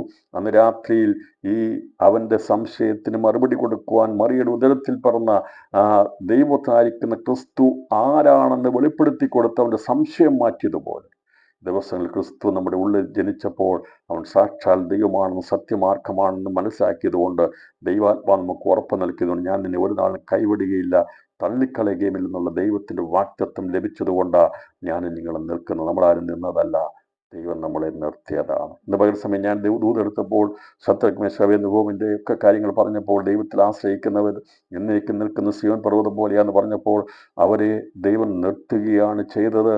തീയുടെ ശക്തി വെളിപ്പെട്ടപ്പോൾ അവർ സാധാരണക്കാരാ, നമ്മളെപ്പോലുള്ളവരാ, പേടിച്ചിട്ടുണ്ട്, ഉള്ളിൽ വിറച്ചിട്ടുണ്ട്, ഭയപ്പെട്ടിട്ടുണ്ട്, തീക്കകത്ത് പോകുമല്ലോ എന്നൊക്കെ വിചാരിച്ച് ഭാരപ്പെട്ടിട്ടുണ്ട്.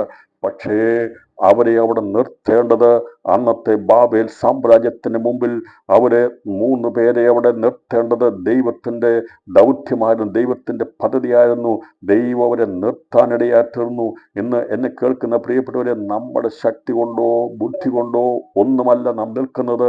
ദൈവത്തിന് ചിലരെ വേണം, അവരെ ദൈവം നിർത്തും. ദൈവത്തിന് വേണ്ടി ഞാനും നിങ്ങളും മനസ്സ് കൊടുത്തു കഴിഞ്ഞാൽ ദൈവം നമ്മളെ ഉറപ്പിച്ചു നിർത്തുമെന്ന് ദൈവം അവർ തീരുമാനമെടുത്തു, ഞങ്ങൾ അത് ചെയ്യത്തില്ല എന്നുള്ളത്. പക്ഷെ അവർ അത്രയും പ്രതിസന്ധി ഒരു പക്ഷെ മുമ്പിൽ കണ്ടു കാണത്തില്ല. പ്രശ്നങ്ങൾ വർദ്ധിച്ചു. അവരുടെ മനസ്സിനെ ഇളക്കാൻ വേണ്ടി അന്നത്തെ സാമ്രാജ്യത്തിൻ്റെ അധിപനായിരിക്കുന്ന നെബൂഖദ്നേസർ പറഞ്ഞു, നിങ്ങളെ ഇടും 7 മടങ്ങ് തീച്ചൂട് വർദ്ധിപ്പിച്ചു. പക്ഷേ അവരുടെ മനസ്സിനെ ഇളക്കാൻ വേണ്ടി, ഏതെങ്കിലും വിധത്തിൽ അവരെ കുലുക്കാൻ വേണ്ടി പരിശ്രമിച്ചപ്പോൾ ദൈവത്തിൽ ആശ്രയിക്കുന്നവരെ ദൈവം ഒരു നാളും കൈവിടുകയില്ല. ഞാൻ നിങ്ങളെ കൈവിടുകയില്ലെന്ന് ഞാൻ വിശ്വസിക്കുന്നു. അവരുടെ ഉള്ളിൽ ദൈവാത്മാവ് വ്യാപരിച്ചതുപോലെ ഇന്ന് രാത്രിയിൽ ദൈവാൻ പറയുക, നീ കുലുങ്ങിപ്പോകുവാൻ ഒരു നാളും സമ്മതിക്കാത്തത്. ഞാനും നിങ്ങൾ കുലുങ്ങിപ്പോകേണ്ട ഒരുപാട് സന്ദർഭം വന്നപ്പോൾ ദൈവം നമ്മളോട് സംസാരിച്ച ദൈവത്തിൻ്റെ ആലോചനകൾക്കായി സ്തോത്രം ചെയ്യാം. ദൈവം നമുക്കെന്ന മറുപടികൾക്കായി സ്തോത്രം ചെയ്യാം.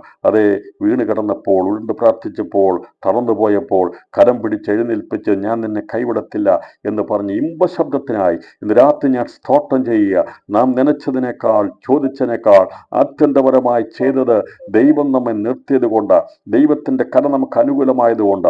ഈ ലോകത്തിൽ ചിലരെ ദൈവത്തിന് ആവശ്യമുണ്ട്, ദൈവത്തിന് വേണ്ടി സാക്ഷ്യത്തിന് വേണ്ടി നിർത്തുവാൻ വേണ്ടി. അതുകൊണ്ടാണ് ദൈവം അവിടെ ഉപയോഗിച്ചത്. ഈ ജോസഫിനെ ദൈവത്തിന് ആവശ്യമായിരുന്നു. കാരണം ആ സന്ദർഭത്തിൽ ഭർത്താവില്ലാത്തൊരു ഭാര്യ അവൾ പ്രസവിച്ചാൽ അത് വലിയ വിഷയമായി തീരും. എന്നാൽ ലോകം അറിയരുത് യേശു ദൈവപുത്രനാണെന്ന്. അവൻ ദൈവപുത്രനാണെന്ന് അറിയാതിരിക്കാൻ വേണ്ടിയാണ് കന്യകയിലൂടെ ദൈവം ഒരു സന്തതിയെ ലോകത്തിന് തന്നത്. അവനെ ഗൂഢമായി അവൻ മറിയുടെ ഉദരത്തിൽ കൊടുത്തപ്പോൾ തന്നെ അതെങ്ങനെ അതിൻ്റെ കാര്യങ്ങൾ ലോകാപവാദം വരുത്താതെ എങ്ങനെ മുമ്പോട്ട് കൊണ്ടുപോകണമെന്നുള്ള പ്ലാൻ കൂടി ദൈവം ചെയ്തിരുന്നു. അതുകൊണ്ട് അവൾക്ക് വിവാഹം നിശ്ചയിച്ചിരുന്ന ജോസഫിനെ കൊണ്ട് വിവാഹം ചെയ്യാൻ തക്കവണ്ണം ദൈവാത്മാവിനോട് ഇടപെടുവാനിടയാത്തുന്നു. ഞാൻ പറഞ്ഞല്ലോ, സങ്കീർണമായ സമയങ്ങളിൽ നനച്ചിരിക്കുമ്പോൾ നീ എന്ത് ചെയ്യണം, ഞാനും നിങ്ങൾ എന്ത് ചെയ്യണമെന്ന് അറിയാതെ നനച്ചിരിക്കുമ്പോൾ ദൈവത്തിൻ്റെ ദൂതൻ ദൈവത്തിന് അള്ളപ്പാടുണ്ടാകുമെന്ന്. അത് ജോസഫ് കിടന്നുറങ്ങിയത് വളരെ ഭാരത്തോടെയാണ്. എങ്ങനെയും ഗൂഢമായി ഇവിടെ ഉപേക്ഷിക്കണം എന്നുള്ള ആ നനവോട് കൂടിയാണ് അന്ന് പ്രാർത്ഥിച്ച് ജോസഫ് കിടന്നത്. പക്ഷേ അന്ന് രാത്രി ദൈവത്തിൻ്റെ ദൂതൻ പ്രത്യക്ഷനായി പറഞ്ഞു, ദാവീദിന്റെ മകനായ ജോസഫെ, അവനെ അഡ്രസ് ചെയ്ത് വിളിച്ചു. ദാവീദിന്റെ മകനായ ജോസഫെ. അപ്പോൾ ദാവീദ് സന്തതിയായി യേശു ജനിക്കുമെന്നുള്ള ദൈവത്തിൻ്റെ വാഗ്ദത്തം നിറവേറാൻ വേണ്ടിയാ ദാവീദിന്റെ സന്തതിയായ ജോസഫ് എന്ന് നിന്റെ ഭാര്യയായ മറിയെ ചേർത്തുകൊള്ളുവാൻ ശങ്കിക്കേണ്ട. അവളിൽ ഉത്പാദിതമായത് പരിശുദ്ധാത്മാവിനാലാകും. അവളൊരു മകനെ പ്രസവിക്കും. അവൻ തൻ്റെ ജനത്തെ അവരുടെ പാപങ്ങളിൽ നിന്ന് രക്ഷിപ്പാനിരിക്കൊണ്ട് നീ അവന് യേശു എന്ന പേർ ഇടയണമെന്ന് പറഞ്ഞു. ദൈവദൂതൻ വ്യക്തമായി കാര്യങ്ങൾ സംസാരിച്ചു. നമുക്കറിയാവുന്നതുകൊണ്ട് ഞാൻ അതിലേക്ക് പോകുന്നില്ല. അവരുടെ നിലവിനെ മാറ്റിയതിനെ കുറിച്ച് മാത്രം ഞാൻ സംസാരിക്കുന്നത്. അപ്പോൾ പുതിയ നിയമത്തിൻ്റെ ആരംഭം തന്നെ നിലവുകളെ മാറ്റുന്ന ദൈവം, അത് ചോദിച്ച്, അത് ചിന്തിച്ച്, അവൻ്റെ ചോദ്യവും അവൻ്റെ നിലവും ദൈവം മാറ്റി. ജോസഫ് ചോദിച്ചു, എന്ത് ചെയ്യണം കർത്താവേ? അവൻ പ്ലാൻ ചെയ്തു, ഗൂഢമായി ഉപേക്ഷിച്ചാക്കാമെന്ന്. അവൻ ചോദിച്ചത് ഇതിനൊരു പരിഹാരം വേണം. അവൻ തന്നെ അവൻ്റെ മനസ്സ് വിചാരിച്ചു, ഇത് അവൻ നനച്ചു, അവൻ വിടുതൽ പ്രാപിക്കാമെന്ന്. പക്ഷേ അവൻ വിചാരിച്ചതിനേക്കാൾ അപ്പുറമായിട്ടാണ് ദൈവം ഇടപെട്ടത്. അവൻ പറഞ്ഞു, മറിയനെ ഉപേക്ഷിക്കരുത്, നിന്റെ ഭാര്യയായ മറിയെ ചേർത്ത് കൊള്ളുവാൻ ഉപേക്ഷിക്കുവാനാ നിലവെങ്കിൽ ചേർത്തുകൊള്ളുവാനാ ദൈവാലോചന. രാത്രിയിൽ നമ്മുടെ നിലവുകളെ മാറ്റി എഴുതും. ജോസഫിൻ്റെ നിലവ് ഉപേക്ഷിക്കണമെന്നായിരുന്നു. പക്ഷെ എന്നാൽ സ്വർഗം അവനോട് ആലോചന പറഞ്ഞത് ചേർത്തുകൊള്ളണമെന്നാണ്. അത് മനസ്സിലായി വിചാരിക്കുന്നു, നാം ചോദിക്കുന്നതിനേക്കാൾ നിനക്ക് അത്യന്തപരമായി ചെയ്യും. അതെ, ഓടിപ്പോകണമെന്നായിരിക്കും ചിലപ്പോൾ ചിന്തിക്കുന്നത്. അല്ലെങ്കിൽ പലവരും നമ്മൾ നെഗറ്റീവായിട്ട് ചിന്തിക്കാറുണ്ട്. എന്നാൽ ഇന്ന് രാത്രി ദൈവാത്മാവ് പറയുക, അതിൻ്റെ നെഗറ്റീവല്ല, അതിനെ ദൈവം അത് പ്രയോജനകരമാകുന്ന രീതിയിലേക്ക് മാറ്റാൻ ദൈവം ആഗ്രഹിക്കുക. അവൻ പറഞ്ഞു, ഞാൻ ഗൂഢമായി ഉപേക്ഷിക്കാൻ വേണ്ടി നനച്ചപ്പോൾ ദൈവം പറഞ്ഞു, നീ അവളെ ഉപേക്ഷിക്കുകയല്ല, ചേർത്തുകൊള്ളുകയാണ് ചെയ്യേണ്ടത്. ദൈവത്തിൻ്റെ ഉദ്ദേശം മനസ്സിലായല്ലോ. നാം ചോദിക്കുന്നതിനേക്കാൾ നനയ്ക്കുന്നതിനേക്കാൾ ആത്യന്തപരമായ ദൈവം ചെയ്യുന്നെന്ന് പുതിയ നിയമത്തിൻ്റെ പ്രാരംഭ അധ്യായത്തിൽ തന്നെ നമുക്ക് കാണാൻ സാധിക്കുന്നുണ്ട്. ജോസഫ് ചിന്തിച്ചത് ഉപേക്ഷിച്ചേക്കാമെന്ന, പക്ഷേ ദൈവം പറഞ്ഞു, ഉപേക്ഷിക്കുകയല്ല, ചേർത്തുകൊള്ളുകയാണ് ചെയ്യേണ്ടത്. അതെൻ്റെ പ്രവൃത്തിയാണെന്ന് പറഞ്ഞു. ചേർത്തുകൊള്ളുക. അവളിൽ ഉത്പാദകമായത് പരിശുദ്ധാത്മാവിനാലാകും. അവൾ ഒരു മകനെ പ്രസവിക്കും. അവൻ തൻ്റെ ജനത്തെ അവരുടെ പാപങ്ങളിൽ നിന്ന് രക്ഷിപ്പാനിക്കൊണ്ട് നീ അവന് യേശു എന്ന് പേരിടണമെന്ന് പറഞ്ഞു. ഉപേക്ഷിച്ച് ഈ കുഞ്ഞ് ജനിക്കുന്നത് കാണണ്ട എന്ന് വിചാരിച്ച ജോസഫിനോട് ദൈവം പറഞ്ഞു, നീ അവനെ കയ്യിലേന്തണം. നീ 8-ാം നാളിൽ പരിച്ഛേദന ഇവൻ ഏൽക്കുമ്പോൾ നീ ആയിരിക്കണം അവന് പേരിടേണ്ടത് ജോസഫ് എന്ന്. ജോസഫ് എന്നല്ല, യേശു എന്ന്. ജോസഫ് പറഞ്ഞു, നീ ആയിരിക്കണം അവന് പേരിടേണ്ടത് യേശു എന്ന് പേരിടണം. പുരോഹിതന്മാർ ചോദിച്ച് ഏത് പേരിടണമെന്ന്. 8-ാം നാളിൽ ഈ കുഞ്ഞുമായിട്ട് ചെല്ലുമ്പോൾ അവൻ ഒരിക്കലും വിചാരിച്ചതല്ല ഈ കുഞ്ഞിനെ കരങ്ങളിലെടുക്കണമെന്നുള്ളത്. മറിയയ്ക്ക് പിറക്കുന്ന കുഞ്ഞിനെ ഒരിക്കലും അവൻ കാണണമെന്ന് പോലും വിചാരിച്ചതല്ല.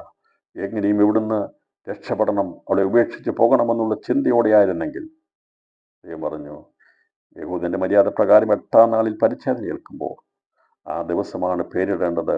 ആൺകുഞ്ഞിന് പേരിടേണ്ട ദിവസം 8-ാം നാളിൽ പരിച്ഛേദന ഏൽക്കുമ്പോഴാണ്. അന്ന് പേരിടേണ്ട സമയത്ത് നീ പുരോഹിതൻ ചോദിക്കുമ്പോൾ പറയണം, യേശു എന്ന് പേരിടണമെന്ന് പറയണം. യേശു എന്ന പേര്. അന്ന് ജോസഫിട്ട പേരാ ലോകം മുഴുവൻ അറിഞ്ഞുകൊണ്ടിരിക്കുന്ന പേരായി തീർന്നിരിക്കുന്നത്. കരമുയർത്തി ദൈവത്തിന് സ്തോത്രം ചെയ്താട്ട്. അവരൊരിക്കലും വിചാരിക്കാത്ത ഒരു കാര്യം ദൈവം ചെയ്തു. യേശു എന്ന പേര് അത് ഉറക്കെ പ്രഖ്യാപിക്കുവാൻ അത് മറിയോട് പറഞ്ഞിരുന്നു. അതുപോലെ തന്നെ ജോസഫിനോട് പറഞ്ഞു, അവനാണ് പേര് പറഞ്ഞത്, യേശു എന്ന പേര്. മറിയല്ല പറഞ്ഞത്, ജോസഫാണ് പറഞ്ഞത്. പിതാവാണ് ആ പേര് പറയേണ്ട കടമയുള്ളത്. ആ പേര് പുരോഹിതൻ ചോദിച്ചപ്പോൾ പറഞ്ഞു യേശുവെന്ന്. അന്ന് ഉച്ചരിക്കപ്പെട്ട പേര് ഇന്നും ലോകത്തിലെല്ലാവരും ഏറ്റുപറയുന്ന പേരായി മാറിയെങ്കിൽ ഒന്ന് ആലോചിച്ച് നോക്ക്. ജോസഫ് ഇട്ട പേര് എത്ര ഉന്നതമായ പേരായിരുന്നു. ഒരിക്കലും ആ കുഞ്ഞിന് പേരിടുവാൻ വേണ്ടി ജോസഫ് ചിന്തിച്ചതല്ല, നനച്ചതല്ല. എന്നാൽ ദൈവം അവനെ കൊണ്ട് യേശു എന്ന പേര് ഉച്ചരിപ്പിച്ച് സകല നാമത്തിലും മേലായ യേശുവിൻ്റെ നാമം ഈ ലോകത്തിൽ ക്രിസ്തു മനുഷ്യനായി പിറന്നപ്പോൾ അവന് പേരിടുവാനുള്ള ഭാഗ്യം നീതിമാനായിരിക്കുന്ന ജോസഫിനുണ്ടായെങ്കിൽ രാത്രി നീതി മുഖാന്തരമായി കഷ്ടം സഹിക്കുന്ന, ഭാരം സഹിക്കുന്ന, ചിന്താഭാരം അനുഭവിക്കുന്ന പ്രിയപ്പെട്ടവരെ, നമ്മുടെ നിലവുകളെ ദൈവം മാറ്റി എഴുതുകയാണ്. എത്ര ശ്രേഷ്ഠകരമായൊരു പദവിയാ ജോസഫിനുണ്ട്. ഒരുപക്ഷെ ജോസഫിനെ കുറിച്ച് ഇത്രമാത്രം ഒന്നും മറിയെക്കുറിച്ച് എല്ലാവരും ചിന്തിക്കാറുള്ളത്. മറിയ യേശുവിൻ്റെ അമ്മയായതുകൊണ്ട് പലരും ചിന്തിക്കാറുണ്ട്. പക്ഷേ വളർത്ത പിതാവായിരിക്കുന്ന അവനെ മറിയുടെ ഭർത്താവായിരിക്കുന്ന ജോസഫിൽ ദൈവം നിക്ഷിപ്തമായത് സ്വർഗത്തിൽ സ്ഥിരമായിരിക്കുന്ന വചനമായിരിക്കുന്ന ക്രിസ്തു ജഡമായി തീർന്നപ്പോൾ അവന് ഭൂമിയിൽ ഒരു പേരിടുവാനുള്ള പദവി ലഭിച്ച വ്യക്തിയായിരുന്നു ജോസഫ്. രാത്രിയിൽ എത്ര ശ്രേഷ്ഠകരമായ പദവിയാണ് ജോസഫിന്. അവൻ്റെ പേര് അവൻ്റെ നാവിൽ നിന്ന് ഉച്ചരിച്ചു യേശു എന്ന്. ആ പേരാ നമ്മളൊന്നും പ്രാർത്ഥിക്കുന്നത്. ലോകത്തിൽ ആദ്യമായി പേര് ഉച്ചരിക്കപ്പെട്ടത്, കേട്ടത് മറിയയാണ്. മറിയോട് പറഞ്ഞ അതേ കാര്യം തന്നെ അവന് ജോസഫിന് കൊടുക്കുക. രാത്രി ദൈവദൂത് പറഞ്ഞു, ഒരു പേര് അവൻ്റെ ഉള്ളിൽ പറഞ്ഞു കൊടുത്തു, യേശു എന്ന പേര്. ആ സകലനാമത്തിന് മേലായ സൗരഭ്യവാസനയായിരിക്കുന്ന സകലനാമത്തിന് മേലായ ക്രിസ്തുവിൻ്റെ നാമം, യേശുവിൻ്റെ നാമം അത് ഉച്ചരിക്കുവാനുള്ള ഭാഗ്യം, അവന് നാമകരണം ചെയ്യാനുള്ള അധികാരം അല്ലെങ്കിൽ അതിനുള്ള അവകാശം ലഭിച്ചത് നീതിമാനായി ദൈവം പറഞ്ഞ കാര്യങ്ങളെ അതുപോലെ ചെയ്ത വ്യക്തിയായിരുന്നെങ്കിൽ യോസഫ് എത്ര ദിവസം ഉറങ്ങാത്തവനായി നനച്ച് അവൻ ഭാരപ്പെട്ടിട്ടുണ്ട്. പക്ഷേ അവൻ്റെ നനവുകളെ മാറ്റി എഴുതിയ ദൈവം എൻ്റെ രാത്രി നമ്മളോട് സംസാരിക്കുന്നുണ്ട്. അവൻ നമ്മുടെ ജീവിതത്തിൻ്റെ അവസ്ഥകൾക്ക് മാറ്റം വരുത്തുവാൻ ദൈവം ആഗ്രഹിക്കുക. നനവുകളെ മാറ്റി എഴുതുന്ന ദൈവം ഇന്ന് രാത്രി നമ്മളോട് സംസാരിക്കുന്നല്ലോ. അങ്ങനെ ഞാൻ ദൈവത്തിന് സ്തോത്രം ചെയ്യുന്നു. അപ്പോൾ ഈ കൊർന്നേല്യോസിൻ്റെ ഭവനത്തിലെ വിഷയം നമ്മൾ ചിന്തിക്കുമ്പോൾ അവിടെ ഈ കൊർന്നേല്യോസിൻ്റെ ചോദ്യത്തിന് മറുപടിയായി, അവൻ്റെ പ്രാർത്ഥനയ്ക്ക് മറുപടിയായി ദൈവം അവനോട് ഇടപെടുവാൻ ഇടയാത്തീർന്നു. അവന് ദൂതനെ അയച്ച് കാര്യങ്ങൾ പറഞ്ഞു കൊടുത്തു. ശിമോനെ വരുത്തണം, അവൻ തോൽക്കൊല്ലനായ ശിമോന്റെ എന്നതിനോടുകൂടെ പാർക്കുന്നു, അവൻ്റെ വീട് കടൽപ്പുറത്താകുന്നു എന്ന് പറഞ്ഞു. കൃത്യമായ അഡ്രസ്സോടുകൂടി ഇന്നിടത്തുണ്ടെന്ന് പറഞ്ഞ് അവനെ കൊർന്നേല്യോസിന് വ്യക്തത കൊടുത്തു.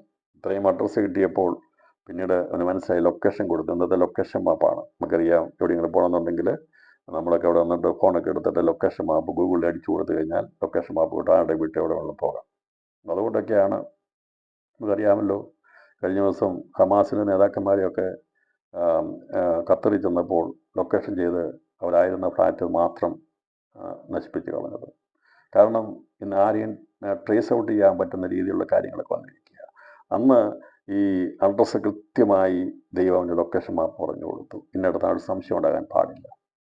ദൈവദൂത് സംസാരിക്കുമ്പോൾ വളരെ കൃത്യമായിട്ട് തന്നെ പറഞ്ഞു കൊടുത്തു. ശിമോനെ വരുത്തണം, അവൻ തോൽക്കൊല്ലനായ ശിമോൻ എന്നവരോട് കൂടെ പാർക്കുന്നു, അവൻ്റെ വീട് കടൽപ്പുറത്താകുന്നു എന്ന് പറഞ്ഞു. അവനോട് സംസാരിച്ച ദൂതൻ പോയ ശേഷം അവൻ അപ്പോൾ ഇങ്ങനെ അവൻ്റെ നിലവിന് മാറ്റം വരുത്താൻ വേണ്ടി ദൈവം പറഞ്ഞു, നിന്റെ പ്രാർത്ഥനയ്ക്ക് മറുപടി ആയിട്ടുണ്ട്. അത് മറുപടിയായി, നീ ചോദിച്ചതിനേക്കാൾ അപ്പുറമായി ദൈവം ചെയ്യാൻ പോവുക. അത് നടക്കണമെങ്കിൽ നിന്റെ ഉദ്ദേശം നിനക്ക് ശമ്പളം വർദ്ധിക്കണമെന്നല്ല, നിനക്ക് ജോലിയിൽ ഉന്നതി കിട്ടണമെന്നല്ല, നിനക്ക് വേണ്ടിയത് ഭൗതിക കാര്യമല്ലെന്ന് എനിക്കറിയാം.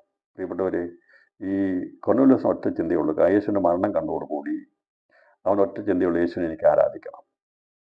ക്രിസ്തുമായിട്ട് അടുത്ത ബന്ധമുണ്ടെങ്കിൽ, യേശുവിനെ സ്നേഹിക്കാൻ തുടങ്ങിക്കഴിഞ്ഞാൽ, ആരെല്ലാം നിന്നെ അകറ്റി നിർത്തിയാലും, ഏതെല്ലാം തടസ്സങ്ങളുണ്ടെങ്കിലും, രാത്രി ഈ സന്ദേശം കേൾക്കുന്ന പ്രിയപ്പെട്ടവർ സുവിശേഷം കേട്ടിട്ട് സുവിശേഷത്തിന് വേണ്ടി അതിനെ ആഗ്രഹിക്കുന്ന ആരെങ്കിലും ഇതുവരെയും ഇറങ്ങിത്തിരിക്കാൻ കഴിഞ്ഞിട്ടില്ലെങ്കിൽ, യേശുവിന് വേണ്ടി ജീവിതം സമർപ്പിക്കാൻ കഴിഞ്ഞിട്ടില്ലെങ്കിൽ, എൻ്റെ ജീവിതത്തിൽ ക്രിസ്തുവിന് വേണ്ടി ഒരു ആഗ്രഹമുണ്ടെങ്കിൽ അത് സബലീകരിക്കാൻ വേണ്ടി ദൈവത്തിൻ്റെ പ്രവൃത്തി സ്വർഗം അത് ചെയ്തുകൊണ്ടേയിരിക്കും. ഇവിടെ ഈ ദൂതൻ പോയ ശേഷം അവൻ്റെ ദാസന്മാരിൽ വേലക്കാർ രണ്ടുപേരെയും അവൻ്റെ അടുക്കൽ അകപ്പെടി നിൽക്കുന്ന ഒരു ദൈവത്തിനായൊരു പടയാളിയെ വിളിച്ച് സകലവും വിളിച്ചു പറഞ്ഞ് യോപ്പയിലേക്ക് അയച്ചു.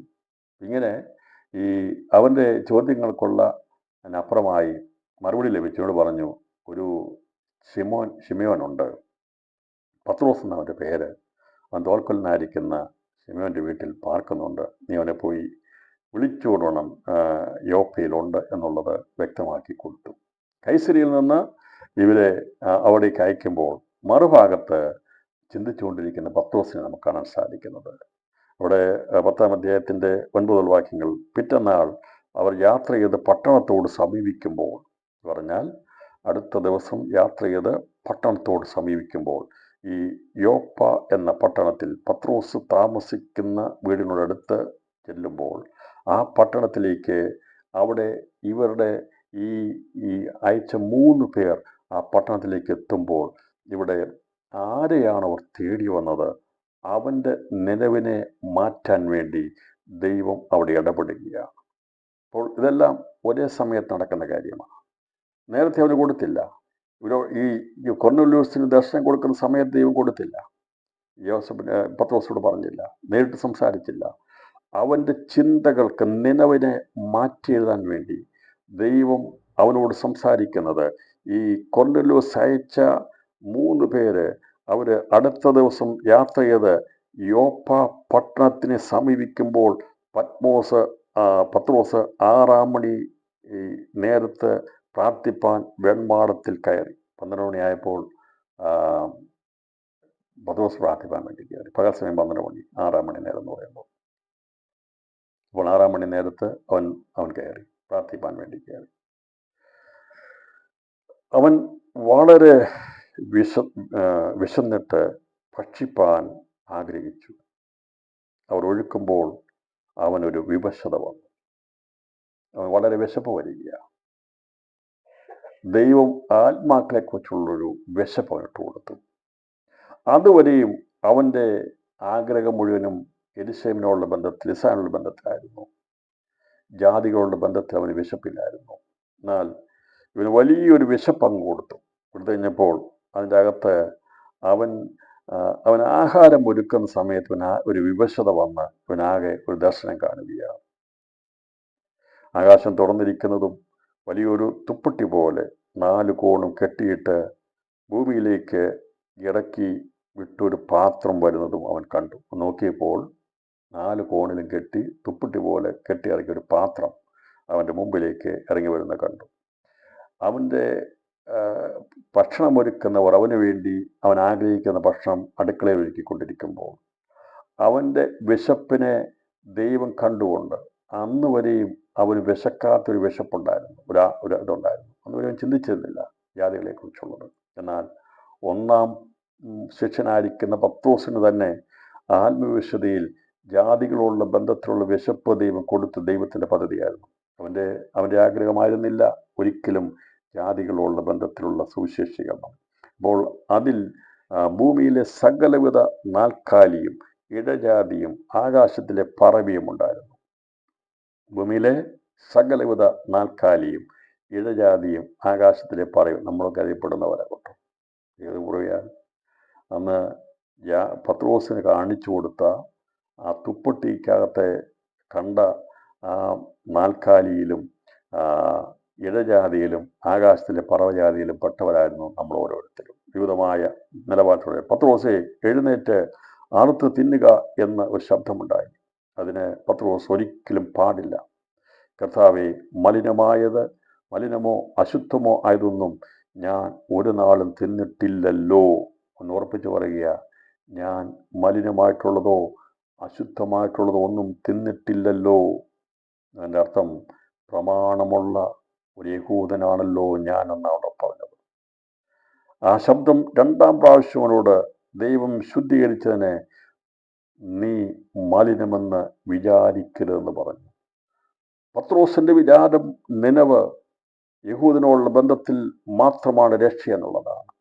എന്നാൽ ദൈവം പറഞ്ഞു, ദൈവം ശുദ്ധീകരിച്ചതിനെ നീ മലിനമെന്ന് വിചാരിക്കരുതെന്ന് പറഞ്ഞു. ഇങ്ങനെ 3 പ്രാവശ്യം ഉണ്ടായി. ഉടനെ പാത്രം തിരികെ ആകാശത്തിലേക്ക് വലിച്ചെടുത്തു.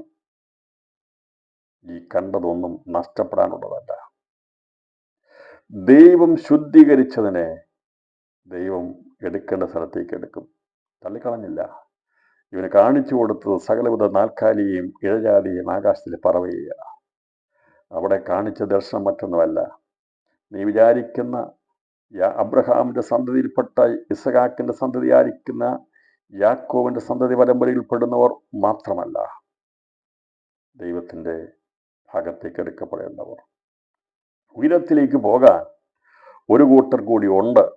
അവര് സകല ജാതികളിലും പെട്ട നാൽക്കാലിയിലും ഇഴജാതിയിലും ആകാശത്തിലെ പറവജാതിയിലും പെട്ട എല്ലാം ഇതിനകത്ത് ഉൾപ്പെടുന്നു. പറഞ്ഞതിൻ്റെ അർത്ഥം ലോകത്തിലുള്ള സകല മനുഷ്യരിൽപ്പെട്ടവർ ഇതിനകത്തുണ്ട് എന്നുള്ളതാണ് വെളിപ്പെടുത്തി കൊടുത്തത്. നിനക്ക് വിശപ്പല്ലേ, നിനക്ക് ആഹാരം വേണമല്ലോ. പക്ഷേ നിന്റെ വിശപ്പ് അത് സാധാരണ ഒരു വിശപ്പല്ല, ആത്മീയ വിശപ്പാക്കി ഞാൻ തന്നിരിക്കുന്നതാ. അതിന് നിന്റെ ആ വിശപ്പ് മാറ്റാൻ വേണ്ടിയാണ് ഞാൻ നിനക്ക് തന്നിരിക്കുന്നത്. നിനക്കതിൻ്റെ അർത്ഥം മനസ്സിലായിട്ടില്ല എന്ന് ദൈവം കണ്ടുകൊണ്ട് ആ തുപ്പട്ടി ഉയരത്തിലേക്ക് വലിച്ചെടുത്ത അതിൻ്റെ ദർശനം എന്താണെന്ന് വെളിപ്പെടുത്തുവാൻ വേണ്ടി ദൈവം തുറന്നുള്ള കാര്യങ്ങൾ വെളിപ്പെടുത്തുകയാണ്. ഈ കണ്ട ദർശനം എന്തായിരിക്കുമെന്ന് പത്രോസ് ഉള്ളിൽ ചഞ്ചലിച്ചു കൊണ്ടിരിക്കുമ്പോൾ, അവൻ നനച്ചുകൊണ്ടിരിക്കുമ്പോൾ, അവൻ ചിന്തിച്ചുകൊണ്ടിരിക്കുമ്പോൾ, എന്തായിരിക്കുമെന്നുള്ളത് വിചാരിച്ചുകൊണ്ടിരിക്കുമ്പോൾ, അവൻ വല്ലാതെ ചഞ്ചലപ്പെട്ടുകൊണ്ടിരിക്കുമ്പോൾ, അവൻ ചിന്തിച്ചുകൊണ്ടിരിക്കുമ്പോൾ കൊർന്നേല്യോസ് അയച്ച പുരുഷന്മാർ ശിമോന്റെ വീട് ചോദിച്ചുകൊണ്ട് പടിവാതിക്കൽ നിന്നു. രാത്രിയിൽ പ്രിയപ്പെട്ടവര് അവിടെ പട്ടണവാതിക്കൽ എത്തിയപ്പോൾ ഈ പത്രോസിന്റെ വീടിനടുക്കൽ എത്തുന്നതിന് മുമ്പായിട്ടാണ് ഏകദേശം ഈ 12 മണിയായ സമയത്ത് അവന് വിശപ്പുണ്ടായി. ആത്മവിശുദ്ധിയിൽ അവൻ ഈ തുപ്പട്ടി കാണുകയും ഇതെന്തായിരിക്കും എന്ന് ചിന്തിച്ചുകൊണ്ടിരിക്കുമ്പോഴാണ്, നനച്ചുകൊണ്ടിരിക്കുമ്പോഴാണ് അവര് അവിടെ എത്തിയത്. പത്രോസ് ദർശനത്തെക്കുറിച്ച് ചിന്തിച്ചുകൊണ്ടിരിക്കുമ്പോൾ 19 വാക്യം, പത്രോസിന് വിശപ്പ് പോയി. നമുക്കറിയാമല്ലോ, നല്ല വിശപ്പുണ്ടെങ്കിലും നമുക്ക് എന്തെങ്കിലും ഒരു കാര്യം ചിന്തിച്ച് വന്നു കഴിഞ്ഞാൽ വിശപ്പൊക്കെ മാറും. പറയത്തില്ല, എനിക്ക് നല്ല വിശപ്പായിരുന്നെങ്കിലും വിശപ്പില്ല, അല്ലേ? നമ്മൾ അനുഭവമുള്ളവരാണ്. ചിന്തിച്ച് കഴിയുമ്പോഴത്തേന് നമുക്ക് നല്ല വിശപ്പാണെങ്കിലും ഒരു വലിയ കാര്യം ചിന്തിച്ച് കഴിഞ്ഞപ്പോൾ വിശപ്പെല്ലാം എന്ത് ചെയ്യും? മാറിപ്പോകും. 10 വിശപ്പെല്ലാം പോയി. അവൻ ഇവരുണ്ടാക്കിയ ആഹാരം കഴിക്കാനൊന്നും പോയില്ല. പക്ഷേ പത്രോസ് ദർശനത്തെക്കുറിച്ച് ചിന്തിച്ചുകൊണ്ടിരിക്കുകയാണ്, നനച്ചുകൊണ്ടിരിക്കുക. എന്തായിരിക്കാം അവൻ നനച്ചുകൊണ്ടിരിക്കുമ്പോൾ ആത്മാവ് അവനോട്, 3 പുരുഷന്മാർ നിന്നെ അന്വേഷിക്കുന്നു. അന്നേരമാണ് ആത്മാവ് ഇടപെട്ടത്. നനവുകളെ മാറ്റി എഴുതാൻ വേണ്ടി, ചിന്താഗതികൾക്ക് മാറ്റമിടാൻ വേണ്ടി, ഞാനും നിങ്ങളും കണ്ട സ്വപ്നങ്ങളെ വ്യാഖ്യാനിച്ചു തരുവാൻ വേണ്ടി, അതിൻ്റെ അർത്ഥം എന്താണെന്ന് വെളിപ്പെടുത്താൻ വേണ്ടി ചഞ്ചലപ്പെട്ടുകൊണ്ടിരിക്കുന്ന ജീവിതങ്ങളെ ദൈവാത്മാവ് തന്നെ വെളിപ്പെടുത്തി നൽകും. പത്രോസ് പറഞ്ഞു, നീ ചിന്തിച്ചുകൊണ്ടിരിക്കുന്ന വിഷയത്തിന്മേൽ അതിന് ഉത്തരം ദൈവമായ കർത്താവ് പറയുകയാണ്. 3 പുരുഷന്മാർ നിന്നെ അന്വേഷിക്കുന്നു, നീ എഴുന്നേറ്റ് ഇറങ്ങിച്ചെല്ലുക, ഞാൻ അവരെ അയച്ചതാകൊണ്ട് ഒന്നും സംശയിക്കാതെ അവരോട് കൂടെ പോക എന്ന് പറഞ്ഞു. ഇവിടെയും ജോസഫിനെ പറഞ്ഞതുപോലെ തന്നെയാണ്. ജോസഫിനോട് പറഞ്ഞു, നീ അവളെ ഉപേക്ഷിക്കുകയല്ല ചെയ്യേണ്ടത്, ചേർത്തോളാൻ പറഞ്ഞു എന്ന് പറഞ്ഞതുപോലെ ഈ 3 പേര് വരുമ്പോൾ നീ അവിടെ ചരിത്രമൊന്നും ഹിസ്റ്ററി ഒന്നും ചോദിക്കണ്ട. നീ ചോദിച്ചു കഴിഞ്ഞ് അവർ അന്യജാതിക്കാരാണോ അങ്ങനെയാണോ എന്നൊന്ന് ചോദിച്ച് നിന്റെ യാത്ര മുടക്കൊന്നും വേണ്ട എന്ന് പറഞ്ഞിട്ട് പറഞ്ഞു, നീ ഒന്നും സംശയിക്കാതെ അവരുടെ കൂടെ പോകാമെന്ന് പറഞ്ഞു. പത്രോസ് ആ പുരുഷന്മാരുടെ അടുക്കൽ ഇറങ്ങിച്ചെന്ന്, നിങ്ങൾ അന്വേഷിക്കുന്നവൻ ഞാൻ തന്നെ, നിങ്ങൾ വന്ന സംഗതി എന്ത് എന്ന് ചോദിച്ചു. അതിനവർ, നീതിമാനും ദൈവഭക്തനും യഹൂദന്മാരുടെ സകല ജാതികളാലും നല്ല സാക്ഷി കൊണ്ടവനും ആയ കൊർന്നേല്യോസ് എന്ന ശതാധിപന് നിന്നെ വീട്ടിൽ വരുത്തി നിന്റെ പ്രസംഗം കേൾക്കണമെന്ന് ഒരു വിശുദ്ധ ദൂതനാൽ അരുളപ്പാടുണ്ടായി ഇരിക്കുന്നെന്ന് പറഞ്ഞു. അവൻ അവരെ അകത്ത് വിളിച്ച് പാർപ്പിച്ചു. പിറ്റന്നാൾ എഴുന്നേറ്റ് അവരോട് കൂടെ പുറപ്പെട്ടു. യോപ്പയിലെ സഹോദരന്മാർ ചിലരും അവനോട് കൂടെ പോയി. അങ്ങനെ 10 പേരാണ് അവിടേക്ക് പോകുന്നത്. 3 പേര് അവിടെ നിന്ന് വന്നു, പത്രോസ്, അതിൽ 6 പേര്, അങ്ങനെ 10 പേരാണ് തിരിച്ചു പോകുന്നത്. ഞാനതിൻ്റെ 34 വാക്യം വായിക്കുകയാണ്, സമയമില്ലാത്തതുകൊണ്ട്. അപ്പോൾ പത്രോസ് വായ തുറന്ന് തുടങ്ങിയത്, ദൈവത്തിന് മുഖപക്ഷമില്ല എന്നും ഏത് ജാതിയിലും അവനെ ഭയപ്പെട്ട് നീതി പ്രവർത്തിക്കുന്നവനെ അവൻ അംഗീകരിക്കുന്നുവെന്നും ഞാനിപ്പോൾ യഥാർത്ഥമായി ഗ്രഹിക്കുന്നു. ഇന്ന് വരെ ഞാൻ നനച്ചത് യഹൂദന് മാത്രമാ രക്ഷയെന്ന. എന്നാൽ ദൈവം പറഞ്ഞു, എൻ്റെ നിലവിനെ ദൈവം മാറ്റി.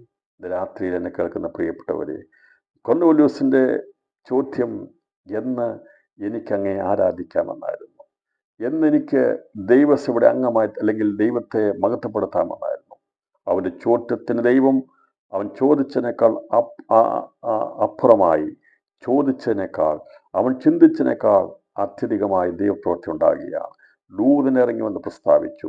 എന്നാൽ മറുഭാഗത്ത് ഒരിക്കലും രക്ഷ എന്നുള്ളത് ജാതികളിലേക്കില്ല എന്നുള്ള ചിന്തിച്ചുകൊണ്ടിരുന്ന അന്നത്തെ യഹൂദ ചിന്തകൾക്ക് അതീതമായി ദൈവാത്മാവ് ഇടപെട്ട് കഴിഞ്ഞപ്പോൾ ഈ പത്രോസിൻ്റെ ജീവിതത്തിൽ അവൻ്റെ ചിന്തയ്ക്ക് മാറ്റം വന്നു. അപ്പോൾ പത്രോസ് വായ തുറന്ന് പറഞ്ഞത്, ദൈവത്തിന് മുഖപക്ഷമില്ല. രാത്രി പ്രിയപ്പെട്ടവരെ, നമ്മുടെ നിലവുകളെ ദൈവം മാറ്റും, നമ്മുടെ ചിന്തകളെ ദൈവം മാറ്റും. ദൈവത്തിന് ആരോടും മുഖപക്ഷമില്ല. നീതിയോടെ ജീവിച്ചാൽ അത് ദൈവം അംഗീകരിക്കും. രാത്രിയിൽ ദൈവത്തിന് ഇന്ന കുടുംബത്തിൽ ജനിച്ചവനായതുകൊണ്ടുള്ള ദൈവത്തിന് മുഖപക്ഷമില്ല. നാം നീതി ചെയ്യുന്നെങ്കിൽ ദൈവം നിശ്ചയമായിട്ടും അംഗീകരിക്കും. എന്നെ ആരും അംഗീകരിക്കുന്നില്ല, എന്നെ ആരും ഗവനിക്കുന്നില്ല എന്ന് ചിന്തിക്കുന്ന ആരെങ്കിലും ഈ സന്ദേശം കേൾക്കുന്നുണ്ടെങ്കിൽ ഇന്ന് രാത്രി നമുക്ക് പറയാം, നീതി പ്രവർത്തിക്കുന്നവരെ ദൈവം അംഗീകരിക്കും. ദൈവത്തിന് മുഖപക്ഷമില്ല. അപ്പോൾ അവരെ ദൈവം അംഗീകരിച്ചു. കൊർന്നേല്യോസ് ഉൾപ്പെടെയുള്ളവരെ ദൈവത്തിൻ്റെ സഭയുടെ അംഗമാക്കി തീർക്കുവാൻ ദൈവത്തിന് കൃപ ചെയ്തു. അവൻ ചോദിച്ചത് ദൈവത്തിൻ്റെ കൃപയ്ക്ക് വേണ്ടിയാണ് ചോദിച്ചെങ്കിൽ അവരുടെ മേൽ സംസാരിച്ചപ്പോൾ ദൈവത്തിൻ്റെ ഉയർപ്പിൻ്റെ ശക്തി വ്യാപരിപ്പാൻ ഇടയായി തീർന്നു. അതെ, അങ്ങനെ അവർ കേട്ടുകൊണ്ടിരുന്നപ്പോൾ ഈ വാക്കുകളെ പത്രോസ് പ്രസ്താവിക്കുമ്പോൾ തന്നെ വചനം കേട്ട എല്ലാവരുടെ മേലും പരിശുദ്ധാത്മാവ്. അതിൻ്റെ മുകളിലത്തെ വാക്യം, അവനിൽ വിശ്വസിക്കുന്ന ഏവനും അവൻ്റെ നാമം മൂലം പാപമോചനം ലഭിക്കുമെന്ന് സകല പ്രവാചകന്മാരും സാക്ഷ്യം പറയുന്നു എന്ന് പറഞ്ഞു. അവനിൽ വിശ്വസിക്കുന്ന, യേശുവിൽ വിശ്വസിച്ച കൊർന്നേലിയോസിൻ്റെ കുടുംബത്തോട് പറയുകയാണ്, നിങ്ങൾക്ക് പാപമോചനം ലഭിച്ചിരിക്കുകയാണ്. നീ ചോദിച്ചുകൊണ്ടിരുന്നതിനേക്കാൾ, നനച്ചുകൊണ്ടിരിക്കുന്നതിനേക്കാൾ ആത്യന്തപരമായ ദൈവം പ്രവർത്തിക്കുന്നു. കൊർന്നേലിയോസേ, നീ റോമിൽ നിന്ന് ഇവിടെ ഒരു പട്ടാളക്കാരനായി വന്നത്, അത് ഈ റോമൻ സാമ്രാജ്യത്തിൻ്റെ ഒരു പട്ടാളക്കാരനായിട്ടാണ് നീ ഈ രാജ്യത്ത് വന്നെങ്കിൽ, ഈ ഇസ്രായേലിൽ വന്നെങ്കിൽ, ദൈവം നിന്നെ കണ്ടത് ഒരു മടങ്ങിപ്പോകുന്നത് ഒരു പട്ടാളക്കാരനായിട്ടല്ല ദൈവം നിന്നെ കണ്ടിരിക്കുന്നത്. ദൈവം നിന്റെ സ്ഥിതിക്ക് മാറ്റം വരുത്തുവാൻ വേണ്ടി, നീ ചിന്തിച്ചതിനപ്പുറമായി ദൈവസഭയുടെ ജാതികളിൽ നിന്നുള്ള ഒന്നാമനാക്കി തീർക്കാൻ വേണ്ടി ദൈവാത്മാവ് ഇടപെട്ടിരിക്കുന്നു എന്നാണ് അവിടെ പ്രസ്താവിച്ചത്. അവന് വിശ്വസിക്കുന്ന ഏവനും അവൻ്റെ നാമം മൂലം പാപമോചനം ലഭിക്കും. ചോദിച്ചതിനേക്കാൾ അപ്പുറമായി ദൈവം പ്രവർത്തിക്കുന്ന ദൈവത്തിൻ്റെ സ്നേഹത്തിനായി സ്തോത്രം ചെയ്യാം. ഒരുപക്ഷെ ഞാനും നിങ്ങളും ദൈവത്തിൻ്റെ അടുത്ത് വന്നത് പല ആവശ്യങ്ങൾക്ക് വേണ്ടിയായിരിക്കാം, രോഗസൗഖ്യത്തിന് വേണ്ടിയോ കടം മാറുന്നതിനോ വേണ്ടിയൊക്കെ ആയിരിക്കാം. എന്നാൽ ചോദിച്ചതിനേക്കാൾ, നനച്ചതിനേക്കാൾ അത്യന്തപരമായി ദൈവത്തിൻ്റെ കൃപയാൽ ദൈവം അവൻ്റെ നാമം മുഖാന്തരം നമ്മുടെ പാപം മോചിച്ചതിനായി ഇന്ന് രാത്രി സ്തോത്രം ചെയ്യാം. ഈ ലോകത്തിൽ ചോദിക്കുന്നതിനേക്കാൾ, നനയ്ക്കുന്നതിനേക്കാൾ ഏറ്റവും ശ്രേഷ്ഠകരമായിട്ടുള്ളത് പാപമോചനമാണ്. അത് ലഭിച്ച ദൈവജനത്തിനായി ഞാൻ സ്തോത്രം ചെയ്യുന്നു.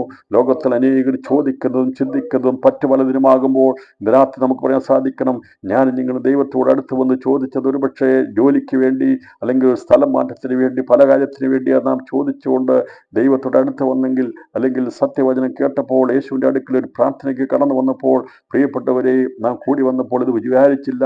എന്നാൽ ഇന്ന് രാത്രി എനിക്ക് പറയാൻ സാധിക്കും, എൻ്റെ യേശുവിൻ്റെ കൂട്ടായ്മയിലേക്ക് വന്നതുകൊണ്ട് അവൻ്റെ നാമം മുഖാന്തരമായി എൻ്റെ പാപം മോചിക്കുവാൻ എത്തുന്നു. സകല പ്രവാചകന്മാരും സാക്ഷ്യം പറഞ്ഞ വലിയ മർമ്മമായിരിക്കുന്ന പാപമോചനം പ്രാപിച്ച ദൈവജനം ഇന്ന് രാത്രി കരമുയർ ദൈവത്തിന് സ്തോത്രം ചെയ്യണം. നാം ചോദിച്ചതിനേക്കാൾ, നനച്ചതിനേക്കാൾ അത്യന്തപരമായി പുണ്യാഹ രക്തം കൊണ്ട്, യേശുവിൻ്റെ പുനരുത്ഥാന ശക്തി കൊണ്ട് പാപം മോചിക്കപ്പെട്ട നമ്മുടെ മേൽ ദൈവത്തിൻ്റെ അഭിഷേകത്തെ ദൈവം പകർന്നു. കൊർന്നേലിയോസേ, നീ പ്രാർത്ഥിച്ചുകൊണ്ടിരുന്നത് വൃഥാവായില്ല. നീ ചോദിച്ചതിനേക്കാൾ, ചിന്തിച്ചതിനേക്കാൾ, ആ 50-ാം ദിവസം മർക്കോസിന്റെ മാളിക മുറിയിൽ ദൈവാത്മാവ് ഇറങ്ങി വന്നപ്പോൾ നിനക്കവിടെ പ്രവേശനമില്ലായിരുന്നു. എന്നാൽ ദൈവത്തിൻ്റെ ആത്യന്തമായ പരിശുദ്ധാത്മാവിനെ ദൈവം ജാതികളുടെ മേൽ പകരപ്പെടുവാൻ ദൈവം പദ്ധതിയിട്ടപ്പോൾ കൊണ്ടാണ് വാക്തത്വം നിങ്ങൾക്കും നിങ്ങളുടെ മക്കൾക്കും ദൂരസ്ഥരായ നമ്മുടെ കർത്താവ് വിളിച്ചു വരുത്തുന്ന ഏവർക്കും എന്ന് പറയും. ദൂരസ്ഥരായിരുന്ന നാൽക്കാലികളും പറവജാതികളും ഇഴജന്തുക്കളെ പോലെ ഉണ്ടായിരുന്നവരെ ദൈവം തുപ്പട്ടിയിലാക്കി കാണിച്ചു കൊടുത്തു. യഹൂദൻ മാത്രമല്ല, യാക്കോബിന്റെ സന്തതി മാത്രമല്ല, ജാതികൾ എന്നുള്ളവർ കൂടി ഞാൻ എടുക്കപ്പെടാനുള്ളവരാ. എൻ്റെ വരവെങ്കിൽ എടുക്കപ്പെടാനുള്ളവരുണ്ട്. നിരാത്രി കരമുയർത്തി ദൈവത്തിന് സ്തോത്രം ചെയ്താട്ട് കൊർന്നേലിയോസിനുള്ള പദവി ലഭിച്ചെങ്കിൽ ദൈവത്തിന് കൃപയാൽ നാം ചോദിച്ചതിനേക്കാൾ, നനച്ചതിനേക്കാൾ അത്യന്തപരമായി ആ തുപ്പട്ടിയിൽ കാണിച്ചതുപോലെ എടുക്കപ്പെടുന്ന ഒരു ദിവസം വരാൻ പോകുക. അതിൻ്റെ പിമ്പിൽ കാണിച്ചിരിക്കുന്നത് ദൈവത്തിന് മുഖപക്ഷമില്ല. ദൈവത്തിന് വേണ്ടി നീതിയോട് നിൽക്കുന്ന എല്ലാവരെയും ചേർക്കുവാൻ എൻ്റെ യേശു കർത്താവ് വരുവാൻ സമയമായി. അതുകൊണ്ട് ദിവസങ്ങളിൽ പറയാം, നാം ചോദിക്കുന്നതിനേക്കാൾ, നനയ്ക്കുന്നതിനേക്കാൾ അത്യന്തപരമായി ദൈവാത്മാവ് വ്യാപരിക്കും. ഈ വാക്കുകളെ പത്രോസ് പ്രസ്താവിക്കുമ്പോൾ തന്നെ വചനം കേട്ട എല്ലാവരുടെ മേലും പരിശുദ്ധാത്മാവ് വന്നു. വാഗ്ദത്തത്തിന്റെ ആത്മാവിനെ ദൈവം ജാതികളുടെ മേലയച്ചു. കർത്താവ് പറഞ്ഞു, നിങ്ങൾ പോയി സകല ജാതിയോടും സുവിശേഷം അറിയിച്ച് പിതാവിൻ്റെയും പുത്രൻ്റെയും പരിശുദ്ധാത്മാവിൻ്റെ നാമത്തിൽ സ്നാനപ്പെടുത്തി ദൈവസഭയുടെ അംഗങ്ങളാക്കി തീർക്കണമെന്ന് പറഞ്ഞ കമ്മീഷൻ ചെയ്തവരെ അയച്ചെങ്കിൽ ആ പദ്ധതി ദൈവത്തിൻ്റെ ആത്മാവ് ചെയ്തെടുക്കുന്നത് കൊർന്നൊല്യോസിന്റെ ഭവനത്തിൽ വെച്ച. അങ്ങനെയെങ്കിൽ പ്രാർത്ഥിക്കുന്നവന്റെ ജീവിതത്തിന്റെ മേൽ ദൈവം ഇറങ്ങി വരും. അതേ, അവൻ ഒറ്റയ്ക്കാണ് പ്രാർത്ഥന ആരംഭിച്ചത്. അവന്റെ കുടുംബം ഒരുമിച്ചാ പ്രാർത്ഥിച്ചെന്നാൽ അവന്റെ പരിചയക്കാർ, അവന്റെ കുടുംബത്തിലുള്ള അവനോട് ഉള്ളവരെല്ലാവരും യേശുവിനെ അംഗീകരിച്ച് പാവമോചനം പ്രാപിച്ച് അഭിഷേകം പ്രാപിക്കുന്ന ആദിയിൽ ഇസ്രായേൽ ദൈവമക്കൾ തെരഞ്ഞെടുത്തവരുടെ മേൽ അഭിഷേകം പകർന്നതുപോലെ ജാതികളുടെ മേൽ അഭിഷേകം പകർന്നെങ്കിൽ അതിൻ്റെ തുടർച്ചയാണ് നമുക്ക് ലഭിച്ചിരിക്കുന്നത്. അതേ, മർക്കോസിന്റെ മാളികൾ ഇറങ്ങി വന്നത് ഇസ്രായേലിന്റെ മേൽ അവരിൽ തെരഞ്ഞെടുക്കുന്ന മേല വന്നെങ്കിൽ കൊർന്നൊല്യോസിന്റെ ഭവനത്തിൽ നടന്ന ആത്മാഭിഷേകത്തിന്റെ ശുശ്രൂഷയുടെ പങ്കാളിത്തമാണ് നമുക്ക് ലഭിച്ചിരിക്കുന്നത്. മനസ്സിലായോ? ഒരേ ആത്മാവ് തന്നെയാണ് പ്രവർത്തിക്കുന്നത്. ജാതികളെ മാറ്റി നിർത്തിയ വിഷയം, എന്നാൽ അതിൽ നിന്ന് ദൈവം പകർന്ന് അഭിഷേകം പകർന്ന ആദിയിൽ നമ്മുടെ മേൽ എന്ന പോലെ ദൈവാത്മാവ് ഇറങ്ങി അവരെയും ദൈവസഭയോട് ചേർത്തെങ്കിൽ, പ്രിയപ്പെട്ടവരെ, എന്നെയും നിങ്ങളെ അതിലേക്ക് ചേർത്തതിനായി ദൈവത്തിന് സ്തോത്രം ചെയ്യാം. ചോദിക്കുന്നതിനേക്കാൾ നനയ്ക്കുന്നതിനേക്കാൾ അത്യന്തപരമായി 10 വർഷം നിലവുകൾക്ക് ദൈവം മാറ്റം കൊടുത്തെങ്കിൽ, കൊർന്നൊല്യോസ് ചോദ്യത്തിന് നിലവിൽ മാറ്റം കൊടുത്തെങ്കിൽ, യോസഫിന്റെ ദാവീദിന്റെ മകനായിരിക്കുന്ന യോസഫിന്റെ ജീവിതത്തിന് മാറ്റം കൊടുത്തെങ്കിൽ, യാക്കോബിന്റെ ജീവിതത്തിൽ മാറ്റം കൊടുത്തെങ്കിൽ, എൻ്റെയും നിങ്ങളുടെയും നിലവുകളെ മാറ്റുവാൻ, ചോദ്യങ്ങൾക്ക് മറുപടി നൽകുവാൻ ഇന്ന് രാത്രി ദൈവാത്മാവ് സംസാരിക്കുന്നുണ്ട്. ലോകത്തിൽ ജനിച്ചതിൽ കഷ്ടം സഹിച്ച് കഷ്ടം പഠിച്ച് തികഞ്ഞവനായി തീർന്നത് നമ്മുടെ കർത്താവായ യേശു ക്രിസ്തുവാണ്. എന്തിനു വേണ്ടി യേശു കഷ്ടം സഹിച്ചെന്നറിയാമോ? തനിക്ക് ഒരു സഭയെ സമ്പാദിപ്പാൻ വേണ്ടി, തൻ്റെ സ്വന്തം രക്തത്താൽ സഭയെ സമ്പാദിച്ച് അവനോട് ചേരുന്നവരെ ചേർക്കാൻ വേണ്ടിയാ യേശു കർത്താവ് ലോകത്തിൽ കഷ്ടം സഹിച്ചത്. ലോകത്തിൽ ഇതുപോലെ ആരും കഷ്ടം സഹിച്ചിട്ടില്ല. യാക്കോബ് കഷ്ടം സഹിച്ചത് ഏകദേശം 90 വർഷമായിരുന്നു. അത് ഒരു രാഷ്ട്രത്തെ പണിതെടുക്കാൻ വേണ്ടി, അവൻ്റെ പേരിന് വേണ്ടിയായിരുന്നു. രാഷ്ട്രത്തിന് വേണ്ടി, ഇസ്രായേലിനെ ആക്കിയെടുക്കാൻ വേണ്ടി, ഒരു നാമം, ഒരു ജനത്തെ സമ്പാദിക്കാൻ വേണ്ടി യാക്കോബിന്റെ കഷ്ടം 90 സംവത്സരമായിരുന്നു. അവന്റെ ജനത 300 അവര് പ്രവാസത്തിലൂടെ കടന്നുപോയി.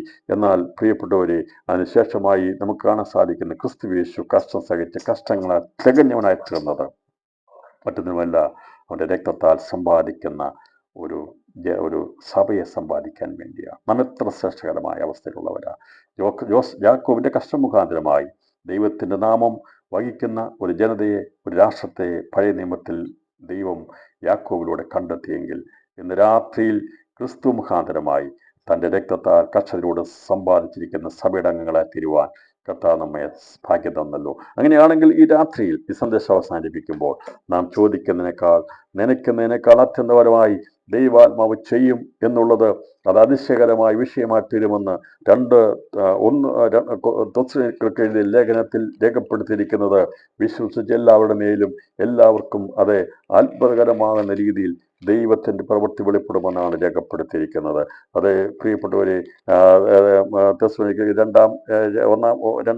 തെസ്സലോനിക്ക ലേഖനം 1-ാം അധ്യായം വായിച്ച് ഞാൻ ഈ സന്ദേശം അവസാനിപ്പിക്കാം. ഇവിടെ പറഞ്ഞിരിക്കുന്നത് 9-ാം വാക്യത്തിൽ, ആ നാളിൽ അവൻ തൻ്റെ വിശുദ്ധന്മാരിൽ മഹത്വപ്പെടേണ്ടതിനും ഞങ്ങളുടെ സാക്ഷ്യം നിങ്ങൾ വിശ്വസിച്ചതുപോലെ വിശ്വസിച്ച എല്ലാവരിലും താൻ അതിശയ വിഷയം ആകേണ്ടതിനും വരുമ്പോൾ അതിശയ വിഷയം താൻ വിശ്വസിച്ച പോലെ എല്ലാവരിലും താൻ അതിശയ വിഷയം ആകേണ്ടതിന് വരുമ്പോൾ, അതെ, നാം വിശ്വസിക്കുന്ന കർത്താവിനോട് കൂടെ നാം രണ്ടാമത് വരുമ്പോൾ നമുക്കന്ന് അതിശയം തോന്നത്തക്കവണ്ണം, അത്ഭുതം തോന്നത്തക്കവണ്ണം, നാം നിലച്ചതിനേക്കാൾ ചിന്തിച്ചതിനേക്കാൾ അത്യന്തപരമായി ചെയ്യുവാൻ വേണ്ടി യേശു കർത്താവ് സകല വിശുദ്ധന്മാരുമായി വരുമ്പോൾ ഞാനും നിങ്ങളും അതിശയ വിഷയമായി അവനോട് കൂടെ കാണും. അതുകൊണ്ട് ക്രിസ്തു യേശു മുഖാന്തരമുള്ള ആ വലിയ പ്രവൃത്തി നാം ചിന്തിക്കുന്നത് പോലെയല്ല, മനുഷ്യൻ ചിന്തിക്കുന്ന പോലെയല്ല, ഒരു മനുഷ്യന്റെ ഹൃദയത്തിൽ തോന്നിയിട്ടില്ലാത്തതാണ്. ദൈവം തന്നെ സ്നേഹിക്കുന്നവർക്ക് ഒരുക്കിയിട്ടുള്ളത് ഒരു കണ്ണ് കണ്ടിട്ടില്ല, ഒരു ചെവി കേട്ടിട്ടില്ല, ഒരു മനുഷ്യന്റെ ഹൃദയത്തിലും തോന്നിയിട്ടുമില്ല. ഈ സന്ദേശം അവസാനിപ്പിക്കുമ്പോൾ ഇന്ന് രാത്രി ഞാൻ പറയുകയാണ്, അതേ, ഭക്തന്മാരുടെ ചിന്തകളെ മാറ്റിയെങ്കിൽ, അവരുടെ ജീവിതത്തിന്റെ സ്ഥിതികൾക്ക് മാറ്റം വരുത്തിയെങ്കിൽ, ഈ കാലഘട്ടത്തിൽ ജീവിക്കുന്ന എൻ്റെയും നിങ്ങളുടെയും ജീവിതത്തിന്റെ ചിന്തകൾക്ക് ദൈവാത്മാവ് മാറ്റം വരുത്തുവാൻ ആഗ്രഹിക്കുക. അതൊരിക്കലും തിന്മയായിട്ടുള്ളതല്ല, നന്മയായിട്ടുള്ള മാറ്റങ്ങൾ നമ്മളെ കർത്താവ് കാണിക്കാൻ പോകുക, അതിശയ വിഷയമാക്കി മാറ്റുവാൻ പോകുക. ജോസഫിന്റെ ജീവിതം അതിശയമാക്കി മാറ്റിയെങ്കിൽ, യാക്കോബിന്റെ ജീവിതത്തെ അതിശയമാക്കി മാറ്റിയെങ്കിൽ, അതെ, കൊർന്നൊല്യോസിന്റെ ജീവിതത്തെ അതിശയമാക്കി മാറ്റിയെങ്കിൽ, പത്രോസ് ജീവിതത്തെ അതിശയമാക്കി മാറ്റിയെങ്കിൽ, ഇന്ന് രാത്രി പറയാം, എൻ്റെ ജീവിതത്തെ എന്തെയും അതിശയമാക്കി മാറ്റും. കരമേൽ ദൈവത്തിന് സ്തോത്രം ചെയ്താട്ടെ. നമ്മുടെ ചിന്തകൾക്ക് അതീതമായി ദൈവാത്മാ പ്രവർത്തിക്കുന്നുണ്ട്. എല്ലാ കണ്ണുകളും ഉയരത്തിൽ നോക്കി പറഞ്ഞാട്ടെ, എൻ്റെ കർത്താവ് എൻ്റെ നിലവുകളെ മാറ്റുകയാണ്. എൻ്റെ ചോദ്യങ്ങൾക്ക് അപ്പുറമായി, എൻ്റെ നിലവിനപ്പുറമായി എൻ്റെ കർത്താവ് എനിക്ക് വേണ്ടി പ്രവർത്തിക്കുന്നു. കരമുയർത്തി സ്തോത്രം ചെയ്താട്ടെ. അവൻ്റെ നിലവുകൾ അതെത്ര വലുതാണ്, എത്ര ആഴമാണ്, എത്ര അഗാധമാണ്. അതിനായ ദൈവത്തിന് സ്തോത്രം ചെയ്യാം. അത് ദൈവത്തിന്റെ പരിശുദ്ധ നമ്മുടെ മേൽ ക്രിയ ചെയ്തുകൊണ്ട് ദിവസത്തിൽ വൻ കാര്യങ്ങളെ ചെയ്യും. നാം ചോദിക്കുന്നതിനേക്കാൾ നനയ്ക്കുന്നതിനേക്കാൾ അത്യന്തപരമായി ചെയ്യുവാൻ ദൈവത്തിന്റെ പരിശുദ്ധ നമ്മൾ വ്യാപരിക്കുന്നു. ഞൊടിയടയ്ക്കുള്ളിൽ ഈ ഭാരം മാറി നാം കർത്താവിന്റെ വരവെങ്കിൽ എടുക്കപ്പെടും. എത്ര അതിശയകരമായ കാര്യമായിരിക്കും. നാം അതിന്ന് ചിന്തിച്ചുകൊണ്ടിരിക്കുന്നു, നനച്ചുകൊണ്ടിരിക്കുന്നു. ദൈവം അനുവദിച്ചാൽ നാം ഈ ശ്വസിക്കുന്ന ശ്വാസം വിടുന്നതിന് മുമ്പായി യേശുവിന്റെ കകളം ധനിക്കുകയാണെങ്കിൽ നാം ചോദിക്കുന്നതിനേക്കാൾ നനയ്ക്കുന്നതിനേക്കാൾ അത്യന്തം നാളെ എന്നുള്ള ഭാരത്തെക്കാൾ അപ്പുറമായി നമ്മുടെ സ്ഥിതികൾ മാറ്റം വരുത്താൻ വേണ്ടി യേശു കർത്താവ് വാനവരിവിൽ വരുവാൻ സമയമായെന്ന് അറിയിച്ചുകൊണ്ട് ഞാൻ ഇന്നത്തെ രാത്രിയിലെ മെസ്സേജിന് വിരാമമിടുന്നു. നമുക്കൊന്നുകൂടെ പറയാം. നാം ചോദിക്കുന്നതിനേക്കാൾ നനയ്ക്കുന്നതിനേക്കാൾ ആത്യന്തപരമായി നമ്മിൽ പ്രവർത്തിക്കുന്ന വ്യാപരിക്കുന്ന ദൈവത്തിന്റെ ആത്മാവിനായ സ്തോത്രം ചെയ്യാം. നമ്മുടെ കുടുംബത്തിൽ നമ്മുടെ തലമുറകളുടെ സ്ഥിതികൾക്ക് മാറ്റം വരുത്താൻ പോകുന്നതിനായ സ്തോത്രം ചെയ്യാം. നമ്മുടെ അവസ്ഥകൾക്ക് മാറ്റം വരുത്തി സൂക്ഷ്മങ്ങളിൽ മാറ്റം വരുത്താൻ പോകുന്നതിനായി നന്ദി പറയാം. എല്ലാ കരങ്ങളും ദൈവത്തിന് സ്തോത്ര വിശ്വാസത്തിന്റെ അല്പസമയം എല്ലാവരും അൺമ്യൂട്ട് ദൈവത്തിന് മഹത്വം കരയറ്റിയാട്ടെ. ദൈവാത്മാവ് നമ്മുടെ സ്ഥിതികൾക്ക് മാറ്റം വരുത്താൻ പോവുകയാണ്. നമ്മുടെ ചോദ്യങ്ങളെക്കാൾ നനവുകളെക്കാൾ ദൈവം 2025 വൻകാര്യങ്ങളെ ചെയ്യാൻ പോകുന്നതിനായി ഞാൻ ദൈവത്തിന് സ്തോത്രം ചെയ്യുന്നു. സകല മഹത്വം കർത്താവിനെ അർപ്പിക്കുന്നു. ദൈവമായ കർത്താവ് നമ്മെ ഏവരെയും ധാരാളമായി അനുഗ്രഹിക്കുമാറാകട്ടെ. Thank you.